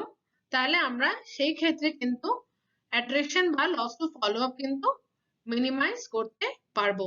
তাহলে যখনই আমরা খুব ভালো রকম ভাবে এভিডেন্স পাচ্ছি অন্য স্টাডিজ থেকে যে একটা এক্সপোজার বা ডিজিজের সাথে একটা ভালো অ্যাসোসিয়েশন রয়েছে, ভালো সম্পর্ক রয়েছে, সেটা ক্লিনিক্যাল অবজারভেশন হোক বা ডেসক্রিপটিভ স্টাডি হোক বা কেস কন্ট্রোল স্টাডি হোক, তখন কিন্তু এরপরে আমরা কিন্তু নেক্সট স্টেপ অফ এভিডেন্সে যাব, যেটা হলো কোহর্ট স্টাডি। এছাড়া আমরা তখন করব যখন আমরা ভেরি মাচ শিওর যে আমরা অ্যাট্রিশন কমাতে পারবো বা আমরা লস টু ফলো আপকে যতটা সম্ভব কম করতে পারবো। আর সেটা করা যায় এমন ধরনের রোগ বেশিরভাগ সময় বেছে নেব যেখানে কি এক্সপোজার এবং একটা রোগের অনসেটে কিন্তু গ্যাপটা কিন্তু খুবই কম। তাহলে যদি কোনো এক্সপোজারের কোনো ডিজিজের সাথে কোনো সম্পর্ক থেকে থাকে তাহলে সেটা কতটা স্ট্রং সেটা আমরা কি করে জানবো? প্রথম হলো রিলেটিভ রিস্ক। রিলেটিভ রিস্ক মানে একটি ratio. Ratio of what? Ratio of incidence of disease or death among exposed to that of incidence of disease among non-exposed। মানে এক্সপোজড গ্রুপ অফ পিপলের মধ্যে একটা ডিজিজের কতটা রিস্ক বাই নন এক্সপোজড গ্রুপে যে কোনো ডিজিজের incidence কতটা। তাহলে risk in exposed by risk in non exposed.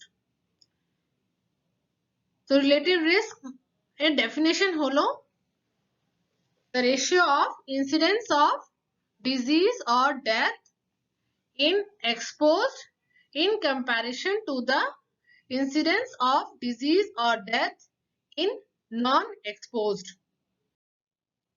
আমরা কিভাবে রিলেটিভ রিস্ক ইন্টারপ্রেট করব?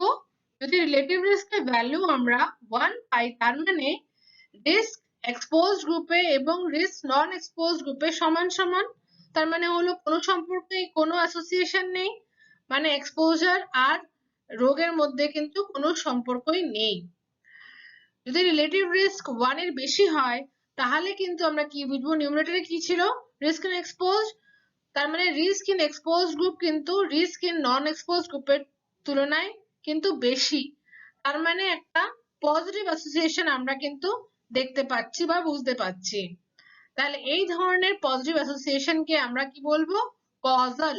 আর এটাই কিন্তু কারণ, এই এক্সপোজারটা কিন্তু এই রোগের কারণ, এই এক্সপোজারটা কিন্তু কজাল। এটা হলো রিলেটিভ রিস্ক মোর দ্যান 1। এরপরে আমরা আসছি রিলেটিভ রিস্ক লেস দ্যান 1। তার মানে হলো নিউমারেটরটা কিন্তু ছোট এবং ডিনোমিনেটরটা বড়। তার মানে risk in expose is less than risk in non expose. Non expose এর মধ্যে রিস্ক বেশি আর এক্সপোজ এর মধ্যে রিস্ক কম। তাহলে ইনডিরেক্টলি বলি এটাকে আমরা বলছি একটা নেগেটিভ অ্যাসোসিয়েশন। তার মানে যে এক্সপোজারের কথা আমরা বলছি সেটা কিন্তু অ্যাকচুয়ালি হয়তো যেটা নিয়ে আমরা পড়ছি, আউটকামটা নিয়ে আমরা পড়ছি বা রিসার্চ করছি সেটার জন্য কিন্তু প্রোটেক্টিভ। তাহলে তার এক্সাম্পল বলি, যেমন ধরুন আমরা ফিজিক্যাল অ্যাক্টিভিটি সাথে কোরোনারি হার্ট ডিজিজের সম্পর্ক যদি দেখি তাহলে ফিজিক্যাল অ্যাক্টিভিটি যারা করেন তাদের মধ্যে হয়তো কোরোনারি হার্ট ডিজিজ কম হয়, তাহলে সেই ক্ষেত্রে কিন্তু আমরা রিলেটিভ রিস্ক 1 থেকে কম পাবো। এবারে আমরা এই টেবিল থেকে শিখে নেব কিভাবে আমরা রিলেটিভ রিস্ক ক্যালকুলেট করি কোহর্ট স্টাডি থেকে। তাহলে এই টেবিলটা আমরা আগেও আলোচনা করেছি, যেখানে আমাদের এক্সপোজ ছিল a plus B, a plus B এর মধ্যে যারা এক্সপোজ হয়েছিল তাদের মধ্যে থেকে ডিজিজ ডেভেলপ করেছিল a নাম্বার অফ পার্সনস দের মধ্যে, ডিজিজ ডেভেলপ করেনি বি এর মধ্যে। আমরা শিখেছিলাম যে ইনসিডেন্স অফ ডিজিজ এবং এক্সপোজ হবে a by a plus B, এবং একই রকম ভাবে নট এক্সপোজ ছিল সি প্লাস ডি, তাদের মধ্যে ডিজিজ ডেভেলপ করেছিল সি এর মধ্যে, ডিজিজ ডেভেলপ করেনি ডি এর মধ্যে। তাহলে নন এক্সপোজ এর মধ্যে ইনসিডেন্স অফ ডিজিজ কত হলো, সেটা হলো C upon C plus D. তাহলে রিলেটিভ রিস্ক আমরা কিভাবে বার করব, আমরা পড়েছি যে রিলেটিভ রিস্কের ফর্মুলা হলো incidence in expose divided by the incidence in non expose, মানে এইটা ডিভাইডেড বাই এইটা। তাহলে হলো a upon a plus b whole divided by c upon c plus d। তো এবার আমরা কিছু নাম্বার দিয়ে বুঝে নিই।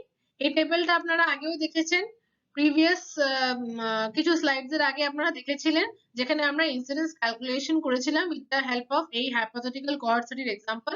মনে আছে আপনাদের 3000 স্মোকার্স নেওয়া হয়েছিল, 5000 নন স্মোকার নেওয়া হয়েছিল। সেখানে 84 আউট অফ 3000 স্মোকার্স 84 জনের কোরোনারি হার্ট ডিজিজ ডেভেলপ করে। তাহলে আমরা ইনসিডেন্স ক্যালকুলেট করা শিখেছিলাম, যেটা ছিল 84 বাই 3000, তো সেটা এসেছিল 28 per 1000 per year। তো একই রকম ভাবে নন স্মোকারদের মধ্যে আমরা ইনসিডেন্স অফ ডিজিজ ক্যালকুলেট করেছিলাম, incidence of coronary heart disease calculate করেছিলাম, সেটা হলো 87 বাই 5000, সেটা আমরা পেয়েছিলাম 17.4 per 1000 per year। তাহলে এবার যারা স্মোক করছে বা যারা স্মোক করছে না, তাদের মধ্যে কোরোনারি হার্ট ডিজিজ যেটা ডেভেলপ করছে, তাহলে কতটা রিলেটিভ রিস্ক রয়েছে। রিলেটিভ রিস্ক মানে incidence in exposed by incidence in non exposed. তাহলে সেটা আমরা পেয়ে যাচ্ছি 28.0 ডিভাইডেড বাই 17.4 মানে 1.61। তাহলে আমরা সেটা কিভাবে বলবো, কিভাবে ইন্টারপ্রিটেশন করব, যে যারা স্মোক করছে তাদের মধ্যে কোরোনারি হার্ট ডিজিজ ডেভেলপ করছে 1.61 টাইমস মোর দ্যান যারা কি স্মোক করছে না।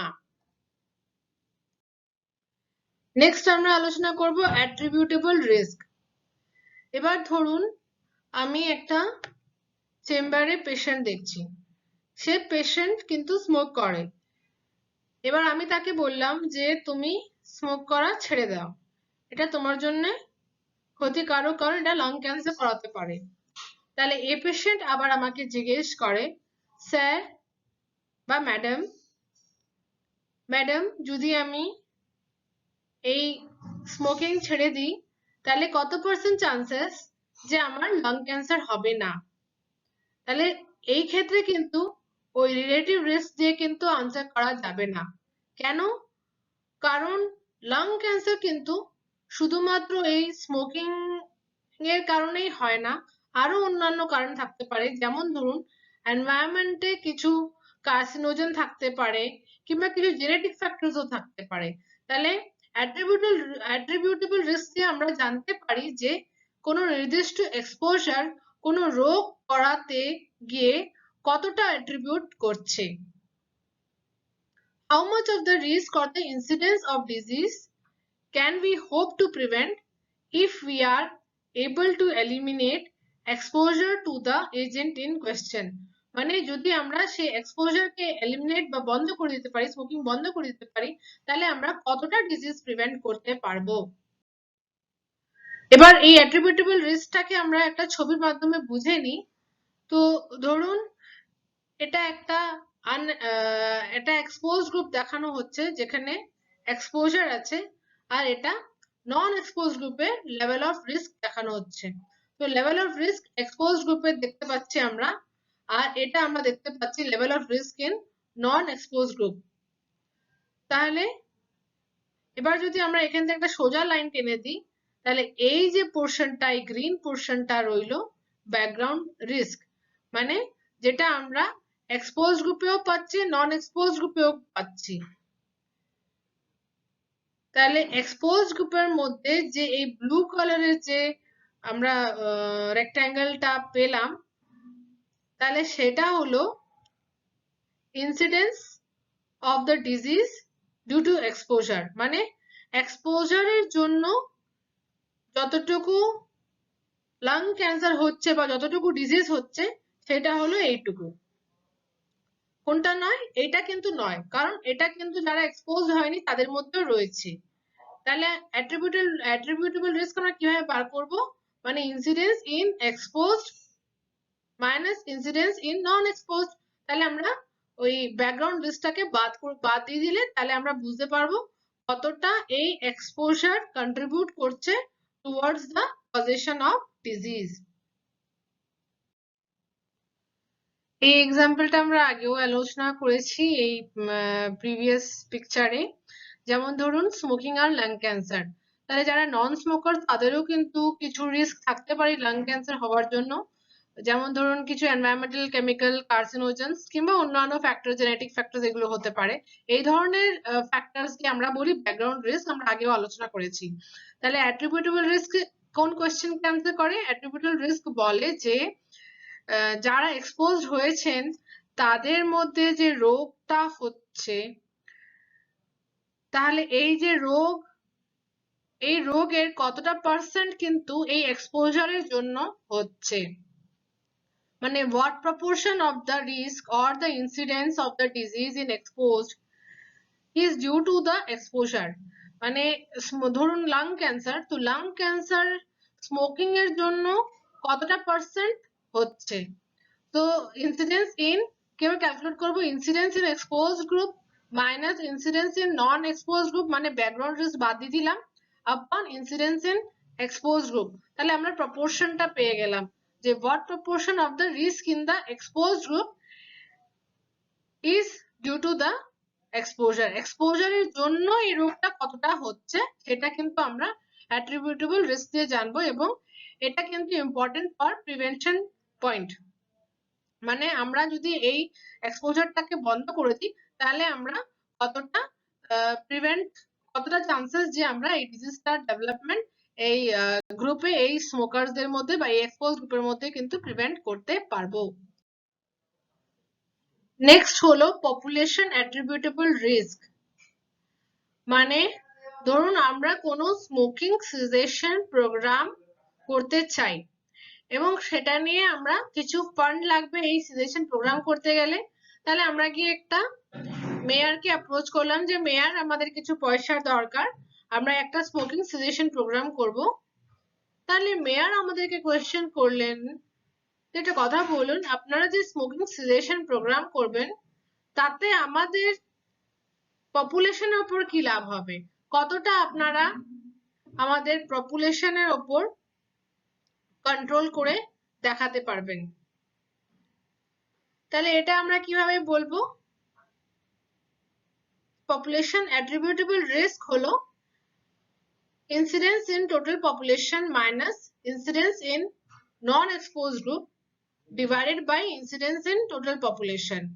কেন না, আমাদের পপুলেশন কিন্তু শুধু স্মোকার্স বা শুধু এক্সপোজার দিয়ে তৈরি হয় না, সেখানে কিন্তু আমরা আরেকটা গ্রুপ অফ পিপল থাকে যারা কিন্তু নট এক্সপোজড বা নন স্মোকার্স। তাহলে স্মোকিং সিজেশন প্রোগ্রাম দিয়ে তো শুধু তারাই কন্ট্রোলড হবে যারা কি এক্সপোজড, কিন্তু নন এক্সপোজডরা তো কন্ট্রোল হবে না। তাহলে কতটা এফেক্টিভ হবে যদি আমরা একটা স্মোকিং সিজেশন প্রোগ্রাম স্টার্ট করি, তাহলে এই কমিউনিটিতে এই প্রোগ্রামটা কতটা হেল্পফুল হবে বা কতটা ইম্প্যাক্ট রাখবে, কতটা ইউজফুল হবে, যে আমরা ফান্ড দেওয়াটা কতটা এফেক্টিভ হয়ে দাঁড়াবে, সেটা কিন্তু আমরা পপুলেশন অ্যাট্রিবিউটেবল রিস্ক দিয়ে জানতে পারবো। তো পলিসি মেকার এই প্রশ্নটাই করে থাকেন যে আপনাদের সেই স্মোকিং সিজেশন প্রোগ্রামের আমাদের শহরের লাং ক্যান্সারের ইনসিডেন্স রেটস এর উপর কি ইম্প্যাক্ট হবে।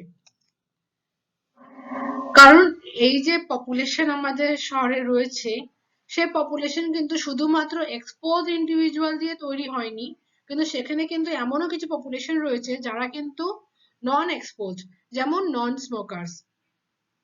তাহলে আপনার স্মোকিং সিজেশন প্রোগ্রাম যতই এফেক্টিভ হয়ে নিক না কেন সেটার কিন্তু এই যে নন স্মোকার গ্রুপ আছে তার উপর কিন্তু কোনো এফেক্টই হবে না। তাহলে এইটা হলো পপুলেশন অ্যাট্রিবিউটেবল রিস্কের ইম্পর্টেন্স। তো আমরা কোহর্ট স্টাডি ডিজাইন আলোচনা করলাম, সেটা একটা এক্সাম্পল দিয়ে আমরা বুঝিয়ে নিয়েছি। তারপরে আমরা বিভিন্ন রকম বায়াসের আলোচনা করেছি এবং আমরা শিখেছি যে কিভাবে ডিফারেন্ট এক্সপোজার আর ডিজিজের যে রিস্ক রয়েছে, ডিফারেন্ট রিস্ক ক্যালকুলেশন আমরা শিখলাম। এবং এরপরে আমরা জানবো একটা কোহর্ট স্টাডি করতে গেলে কি কি অ্যাডভান্টেজেস রয়েছে এবং কি কি ডিসঅ্যাডভান্টেজেস রয়েছে। প্রথমে আমরা আসছি একটা কোহর্ট স্টাডিজে কি কি অ্যাডভান্টেজেস আছে। তাহলে একটা কোহর্ট স্টাডি থেকে আমরা আগেও আলোচনা করেছি, আমরা ইনসিডেন্স মানে কত নতুন কেসেস হয়েছে ইনসিডেন্স বার করতে পারবো। তারপর হলো আমরা একটাই এক্সপোজার দিয়ে নানান রকম আউটকাম নিয়ে আমরা স্টাডি বা রিসার্চ করতে পারবো। যেমন ধরুন স্মোকিং এক্সপোজার নিয়ে আমরা আলোচনা করছি বা রিসার্চ করছি, তাহলে স্মোকিং দিয়ে লাং ক্যান্সারও হতে পারে, করোনারি হার্ট ডিজিজের ওপরেও ইম্প্যাক্ট হতে পারে, বা পেপটিক আলসারের ওপরেও ইম্প্যাক্ট হতে পারে, ক্যান্সার ইসোফেগাসও করতে পারে। তাহলে আমরা একটা সিঙ্গেল এক্সপোজার দিয়ে মাল্টিপল আউটকামসেরও স্টাডি করতে পারি। যদি আমরা কোহর্ট স্টাডি ডিফাইন্ড পপুলেশন বা নির্দিষ্ট পপুলেশন থেকে স্টার্ট করি, তাহলে কিন্তু সেক্ষেত্রে আমরা অনেকগুলো এক্সপোজারস এর ওপর স্টাডিও করতে পারি, যেটা আমরা করেছিলাম হ্যামিংহাম হার্ট স্টাডিতে। সো কোহর্ট স্টাডি থেকে আমরা কিন্তু রিলেটিভ রিস্ক ক্যালকুলেট করতে পারি, যে এক্সপোজারের কতটা রিস্ক রয়েছে ডিজিজ হওয়ার in comparison two non exposed. এছাড়া আমরা ডোজ রেসপন্স রেশিও ক্যালকুলেট করতে পারি, আর কিছু বায়াসও আমরা মিনিমাইজ করতে পারি। যেমন কারণ কোহর্ট স্টাডিতে তো যখন আমরা স্টাডিটা করি তখন আমাদের দুটো গ্রুপ থাকে, এক্সপোজড আর নট এক্সপোজড। আর যখন আমরা এই গ্রুপটা ফর্ম করি তখন কিন্তু ডিজিজ এখনো হয়নি। তাহলে ওই যে ডিজিজ কে কোন গ্রুপে রাখবো, যে এক্সপোজ না নন এক্সপোজ, এই যে রং ক্লাসিফিকেশন হয়, সেই সমস্ত প্রবলেম এখানে আসে না, কারণ ডিজিজ তো হয়নি। তাহলে আমরা জানিই না যে কাদের ডিজিজ হবে কি কাদের ডিজিজ হবে না, সেই মিস ক্লাসিফিকেশন ব্যাপারটা আর আসে না। এবার আমরা চলে যাচ্ছি ডিসঅ্যাডভান্টেজেস অফ কোহর্ট স্টাডি। তো ডিসঅ্যাডভান্টেজেস অফ কোহর্ট স্টাডি কি না, আমরা কোহর্ট স্টাডি দিয়ে ওই সমস্ত ডিজিজের ইনভেস্টিগেশন করতে পারবো না যাদের কি খুবই কম ইনসিডেন্স।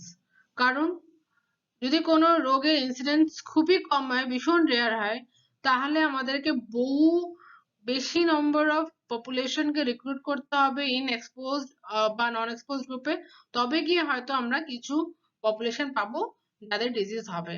তাহলে it is very unsuitable for investigating disease with low incidence.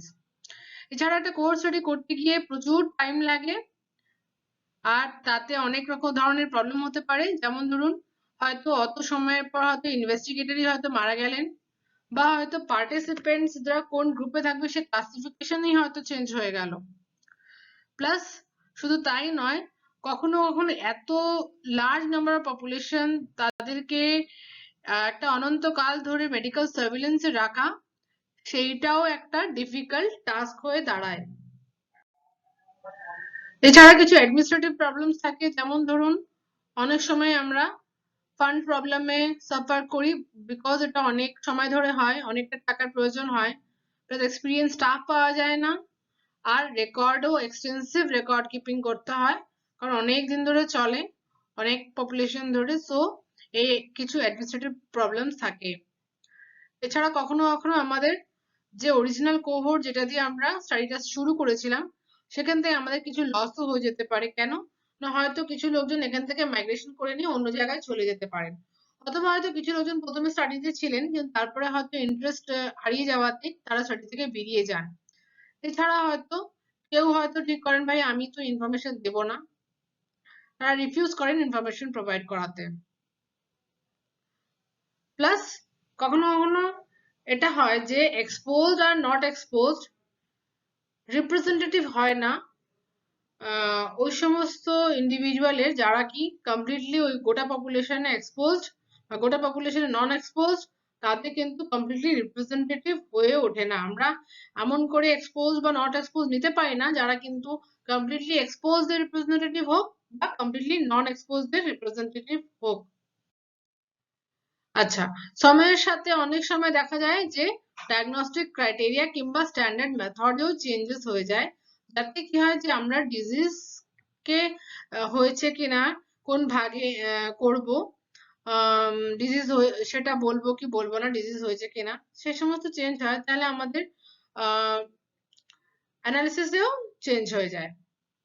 এছাড়া কোর্স স্টাডি অনেকটাই কস্টলি, প্লাস কখনো কখনো এই স্টাডিটা করতে করতে লোকজনের বিহেভিয়ারেও কিছু চেঞ্জেস হয়ে যায়, যার জন্য স্টাডির অ্যানালিসিস বা রেজাল্টসে চেঞ্জেস আসে। যেমন ধরুন আমরা স্মোকিং এর রোল এলিসিট করার চেষ্টা করছি ইন লাং ক্যান্সার, তাহলে যদি স্টাডি কোহর্টে অ্যাওয়ারনেস বেড়ে যায় এর মধ্যে, তাহলে আমরা কি দেখি যে এই স্টাডি সাবজেক্টস স্মোকিং করাটা একটু কম করে দেয়। প্লাস এছাড়া কিছু এথিক্যাল প্রবলেমস রয়েছে, মানে যেমন যেমন এভিডেন্স বাড়ছে তেমন তেমন যদি এটা পুরোপুরি প্রায় কনফার্ম হয়ে যায় যে এই এক্সপোজার বা রিস্ক ফ্যাক্টরটাই এই ডিজিজের কারণ, তখন কিন্তু আমরা এথিক্যালি ওই এক্সপোজারটাকে এলিমিনেট করার জন্য বাধ্য হই। তো সেখানে কিন্তু আর রিসার্চ কন্টিনিউ করা যায় না। তাহলে এগুলো হলো একটা কোহর্ট স্টাডির অ্যাডভান্টেজেস এবং ডিসঅ্যাডভান্টেজেস। এবারে আমরা এই লেকচারের লাস্ট লার্নিং অবজেক্টিভের দিকে এগোচ্ছি। তাহলে এই টেবিলের মাধ্যমে আমরা জেনে নেব একটা কোহর্ট স্টাডি আর কেস কন্ট্রোল স্টাডি বেসিক তফাৎ কি হয়। তাহলে কোহর্ট স্টাডি আমরা তিন ধরনের থ্রি টাইপস আলোচনা করেছিলাম, একটা প্রসপেক্টিভ কোহর্ট স্টাডি, একটা রেট্রোস্পেক্টিভ কোহর্ট স্টাডি আর একটা কম্বাইন। তাহলে আমরা এই টেবিলে কিন্তু একটা প্রসপেক্টিভ কোহর্ট, একটা রেট্রোস্পেক্টিভ কোহর্ট আর একটা কেস কন্ট্রোল স্টাডির মধ্যে কি সিমিলারিটিস বা ডিসিমিলারিটিস হয় সেগুলো কিন্তু আমরা এই টেবিলের মাধ্যমে জানবো। প্রথমে আসি আমরা স্টাডি গ্রুপ। একটা প্রসপেক্টিভ কোহর্ট হোক বা রেট্রোস্পেক্টিভ কোহর্ট হোক, এই দুটো ক্ষেত্রেই কিন্তু স্টাডি গ্রুপ হলো exposed persons আর কম্পারিশন গ্রুপ হয় নন এক্সপোজড পারসনস। কিন্তু কেস কন্ট্রোল স্টাডিতে স্টাডি গ্রুপ হয় যাদের রোগটি হচ্ছে বা cases, persons with the disease or the cases. আর কেস কন্ট্রোল স্টাডিতে কম্পারিশন গ্রুপ হলো কন্ট্রোলস, মানে যারা কি কেসের সাথে পুরোপুরি সিমিলার কিন্তু যাদের কিন্তু কোনো রোগ নেই, মানে persons without disease or the controls.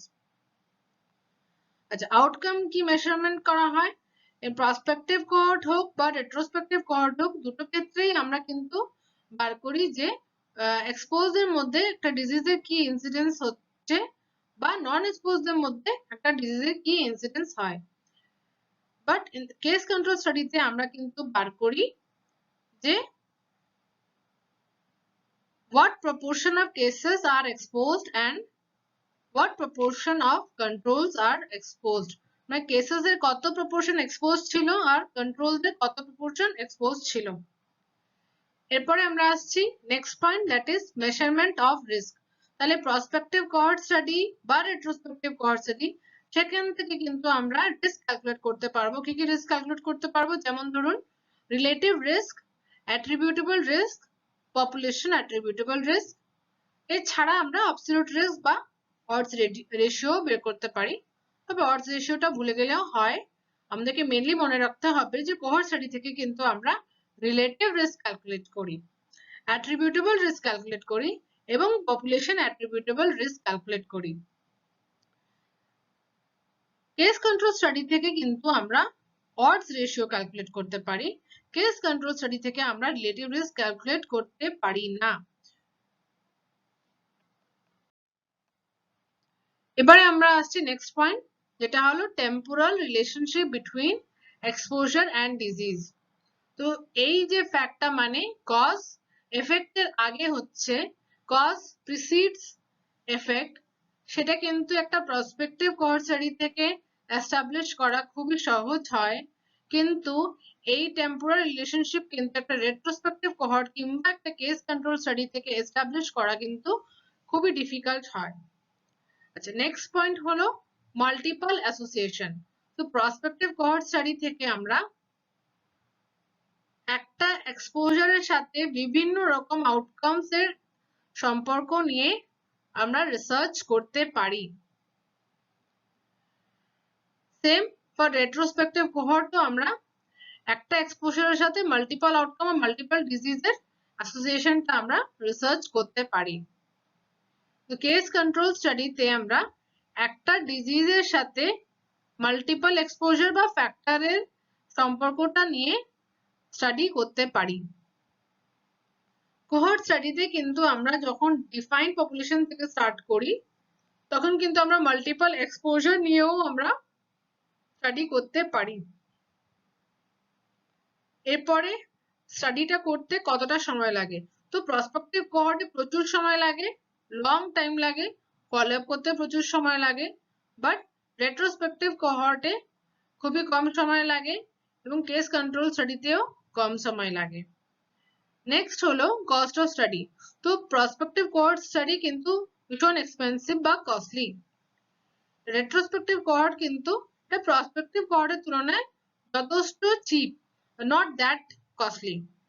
R case control স্টাডিও অতটা কস্টলি নয় একটা প্রসপেক্টিভ কোহর্ট স্টাডির মতো। এরপরে আসছি কতটা পপুলেশন সাইজ লাগে একটা স্টাডি কন্ডাক্ট করার জন্য। তো প্রসপেক্টিভ কোহর্ট স্টাডি আমাদের একটা বিশাল পপুলেশন লাগে, রেট্রোস্পেক্টিভ কোহর্টেও আমাদের বিশাল পপুলেশন লাগে, কারণ তাদেরকে ফলো আপ করবো, তারপরে দেখবো তাদের মধ্যে কতজনের ডিজিজ হয়। বাট কেস কন্ট্রোল স্টাডিতে আমাদের অত পপুলেশন লাগে না। নেক্সট হলো পটেনশিয়াল বায়াস। তো প্রসপেক্টিভ কোহর্টে যখন আমরা আউটকাম অ্যাসেসমেন্ট করি যে আউটকাম হয়েছে কি হয়নি, তখন কিন্তু আমাদের বায়াসটা হতে পারে। কেস কন্ট্রোল স্টাডিতে কিন্তু যখন আমরা অ্যাসার্টেন করি যে কেসের এক্সপোজার ছিল কি ছিল না, তখন কিন্তু বায়াসটা হতে পারে। রেট্রোস্পেক্টিভ কোহর্টে কিন্তু দুটো সময় বায়াস হতে পারে, কি যখন আমরা এক্সপোজার অ্যাসেসমেন্ট করছি কিংবা আমরা আউটকাম অ্যাসেসমেন্ট করছি, সেই দুটো জায়গাতেই কিন্তু আমাদের বায়াস হওয়ার সম্ভাবনা থাকে। আচ্ছা, নেক্সট হলো যে আমরা কোহর্ট স্টাডি কখন করব। তো কোহর্ট স্টাডি আমরা তখন করি যখন এক্সপোজার কিন্তু ভীষণ রেয়ার এবং যারা এক্সপোজ হচ্ছে তাদের মধ্যে কিন্তু রোগটা হওয়ার ফ্রিকোয়েন্সি কিন্তু প্রচন্ড বেশি, তখন কিন্তু আমরা প্রসপেক্টিভ কোহর্ট করতে পারি। বাট রেট্রোস্পেক্টিভ কোহর্টও একই রকম ভাবে প্রসপেক্টিভ কোহর্টের মতনই, যখন এক্সপোজার রেয়ার থাকবে বা যাদের এক্সপোজড হয়েছে তাদের মধ্যে ডিজিজের ইনসিডেন্স যেন বা ফ্রিকোয়েন্সি যেন বেশি থাকে, তখন কিন্তু আমরা রেট্রোস্পেক্টিভ কোহর্ট করি। তার ঠিক উল্টোটা case control study. Case control study কিন্তু তখন করা হয় যখন কিন্তু ডিজিজ খুবই রেয়ার এবং যাদের ডিজিজ হয় তাদের সাথে কিন্তু এই এক্সপোজারটা ফ্রিকোয়েন্টলি অ্যাসোসিয়েটেড থাকে। আচ্ছা, এবার কি কি প্রবলেমস থাকে এই স্টাডিগুলো করার জন্য, কি কি প্রবলেমস আমরা ফেস করি।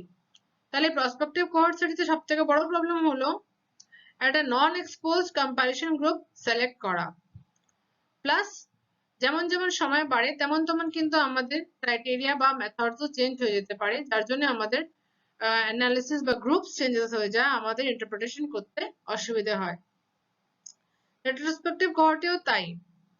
কেস কন্ট্রোল স্টাডিতে আমরা অ্যাপ্রোপ্রিয়েট কন্ট্রোল খোঁজাটা একটু ডিফিকাল্ট হয়ে দাঁড়ায়, প্লাস আমরা সবসময় কিন্তু কেস কন্ট্রোল স্টাডিতে এক্সপোজার রিলেটেড ইনফরমেশন কমপ্লিটলি পাইও না, ইনকমপ্লিট ইনফরমেশন পাওয়া যায় regarding exposure in case control study. তাহলে এই ছবিতে আপনারা দেখতে পাচ্ছেন একটা কেস কন্ট্রোল স্টাডি আর একটা কোহর্ট স্টাডি ডিজাইনে বেসিক তফাৎ কি হয়। তো এই দিকে আপনারা দেখতে পাচ্ছেন যে স্টার্ট হচ্ছে এক্সপোজ আর নট এক্সপোজ থেকে, এটা হলো কোহর্ট স্টাডি ডিজাইন। আর এইখানে আমাদের স্টার্ট হচ্ছে people with the disease and people without the disease, তাহলে এটা কেস কন্ট্রোল স্টাডি। তো কোহর্ট স্টাডিতে আমরা দেখেছিলাম একটা গ্রুপ নিয়েছিলাম এক্সপোজ, একটা গ্রুপ নিয়েছি নট এক্সপোজ, তাদেরকে আমরা ফলো আপ করবো এবং ফলো আপ করে দেখবো যে এক্সপোজদের মধ্যে কতজনের রোগ হচ্ছে এবং হচ্ছে না, আর নট এক্সপোজদের মধ্যে কতজনের রোগ হচ্ছে এবং হচ্ছে না। বাট কেস কন্ট্রোল স্টাডিতে আমরা স্টার্ট করব কেসেস দিয়ে আর কন্ট্রোল দিয়ে, তাদেরকে আমরা হিস্ট্রি নেব, এক্সপোজার হিস্ট্রি নেব যে এদের মধ্যে কজন এক্সপোজ ছিল কজন এক্সপোজ হয়নি এবং কন্ট্রোলসদের মধ্যে কজন এক্সপোজ ছিল কজন এক্সপোজড হয়নি। তো সেটা হলো একটা বেসিক ডিজাইনের মধ্যে কি ডিফারেন্স এই কেস কন্ট্রোল আর কোহর্ট স্টাডিতে। প্লাস এটা আমরা অলরেডি আলোচনা করেছি যে একটা কোহর্ট স্টাডিতে আমরা একটা এক্সপোজার দিয়ে মাল্টিপল স্টাডি আউটকামস আমরা রিসার্চ করতে পারবো। যেমন বলেছিলাম স্মোকিং এর সাথে লাং ক্যান্সার হোক, স্মোকিং এর সাথে ইসোফেজিয়াল ক্যান্সার হোক, স্মোকিং এর সাথে করোনারি হার্ট ডিজিজ হোক, স্মোকিং এর সাথে পেপটিক আলসার হোক, তাহলে একটা এক্সপোজার আর মাল্টিপল ডিজিজ আউটকামের রিলেশনশিপ আমরা কিন্তু কোহর্ট স্টাডিতে বার করতে পারবো। প্লাস কোহর্ট স্টাডিতে আমরা যদি ডিফাইন্ড বা নির্দিষ্ট পপুলেশন থেকে স্টার্ট করি, সেখানে কিন্তু আমরা মাল্টিপল এক্সপোজার নিয়েও রিসার্চ করতে পারবো এবং মাল্টিপল আউটকামস নিয়েও রিসার্চ করতে পারবো।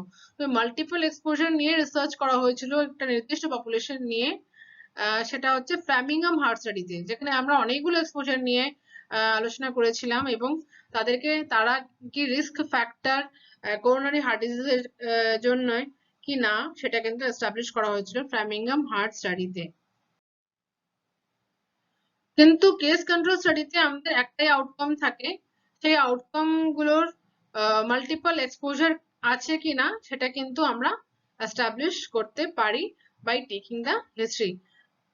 So in a case control study which starts by identifying cases and controls, we can study multiple exposures but only one outcome. তাহলে এবারে আমরা সামারাইজ করি। আমরা প্রথমে আলোচনা করেছিলাম যে কোহর্ট স্টাডি কিন্তু কজ থেকে এফেক্টের দিকে যায়, it proceeds from cause to effect. তারপর আমরা পড়েছিলাম যে কোহর্ট স্টাডির হলমার্ক হলো যে আমরা একটা এক্সপোজ গ্রুপের সাথে একটা নন এক্সপোজ গ্রুপের কম্প্যারিজন করি, তাহলে এটা হলো একটা কোহর্ট স্টাডির হলমার্ক। তারপর আমরা পড়েছিলাম যে কোহর্ট স্টাডি তিন ধরনের হতে পারে, প্রসপেক্টিভ কোহর্ট স্টাডি এটা ফিউচারের দিকে এগোয়, রেট্রোস্পেক্টিভ কোহর্ট স্টাডি আর কম্বাইন্ড, যেটার মধ্যে না প্রসপেক্টিভ কোহর্ট স্টাডিরও কনসেপ্ট থাকে প্লাস রেট্রোস্পেক্টিভ কোহর্ট স্টাডিরও কনসেপ্ট থাকে। তারপরে আমরা কি কি প্রবলেমস হয় কোহর্ট স্টাডি নিয়ে সেগুলো নিয়ে আলোচনা করেছিলাম, যে একটা কোহর্ট স্টাডি করতে গেলে আমাদের প্রচুর সময় লাগে, আমাদের সেই স্টাডিতে অ্যাট্রিশন হতে পারে মানে লস টু ফলো আপ হতে পারে, তাছাড়া বেশ কিছু বায়াস হতে পারে, ইন্টারপ্রিটেশন করতে গিয়ে বেশ কিছু ভুল বুঝতে পারি আমরা, এই বায়াস হতে পারে, আর ফান্ডিং এর প্রবলেম থাকতে পারে। প্লাস আমরা শিখেছি যে কিভাবে বিভিন্ন রিস্ক ক্যালকুলেট করা যেতে পারে, কিভাবে আমরা কোহর্ট স্টাডি থেকে আমরা ইনসিডেন্স ক্যালকুলেট করব, কিভাবে রিলেটিভ রিস্ক ক্যালকুলেট করব, কিভাবে আমরা অ্যাট্রিবিউটেবল রিস্ক ক্যালকুলেট করব এবং কিভাবে আমরা পপুলেশন অ্যাট্রিবিউটেবল রিস্ক ক্যালকুলেট করব। আশা করি আপনারা আজকের ক্লাস বুঝতে পেরেছেন এবং আপনারা ফিউচারে কোহর্ট স্টাডি নিয়ে রিসার্চ করবেন এবং বেটার সায়েন্টিফিক এভিডেন্স প্রোভাইড করবেন। ধন্যবাদ।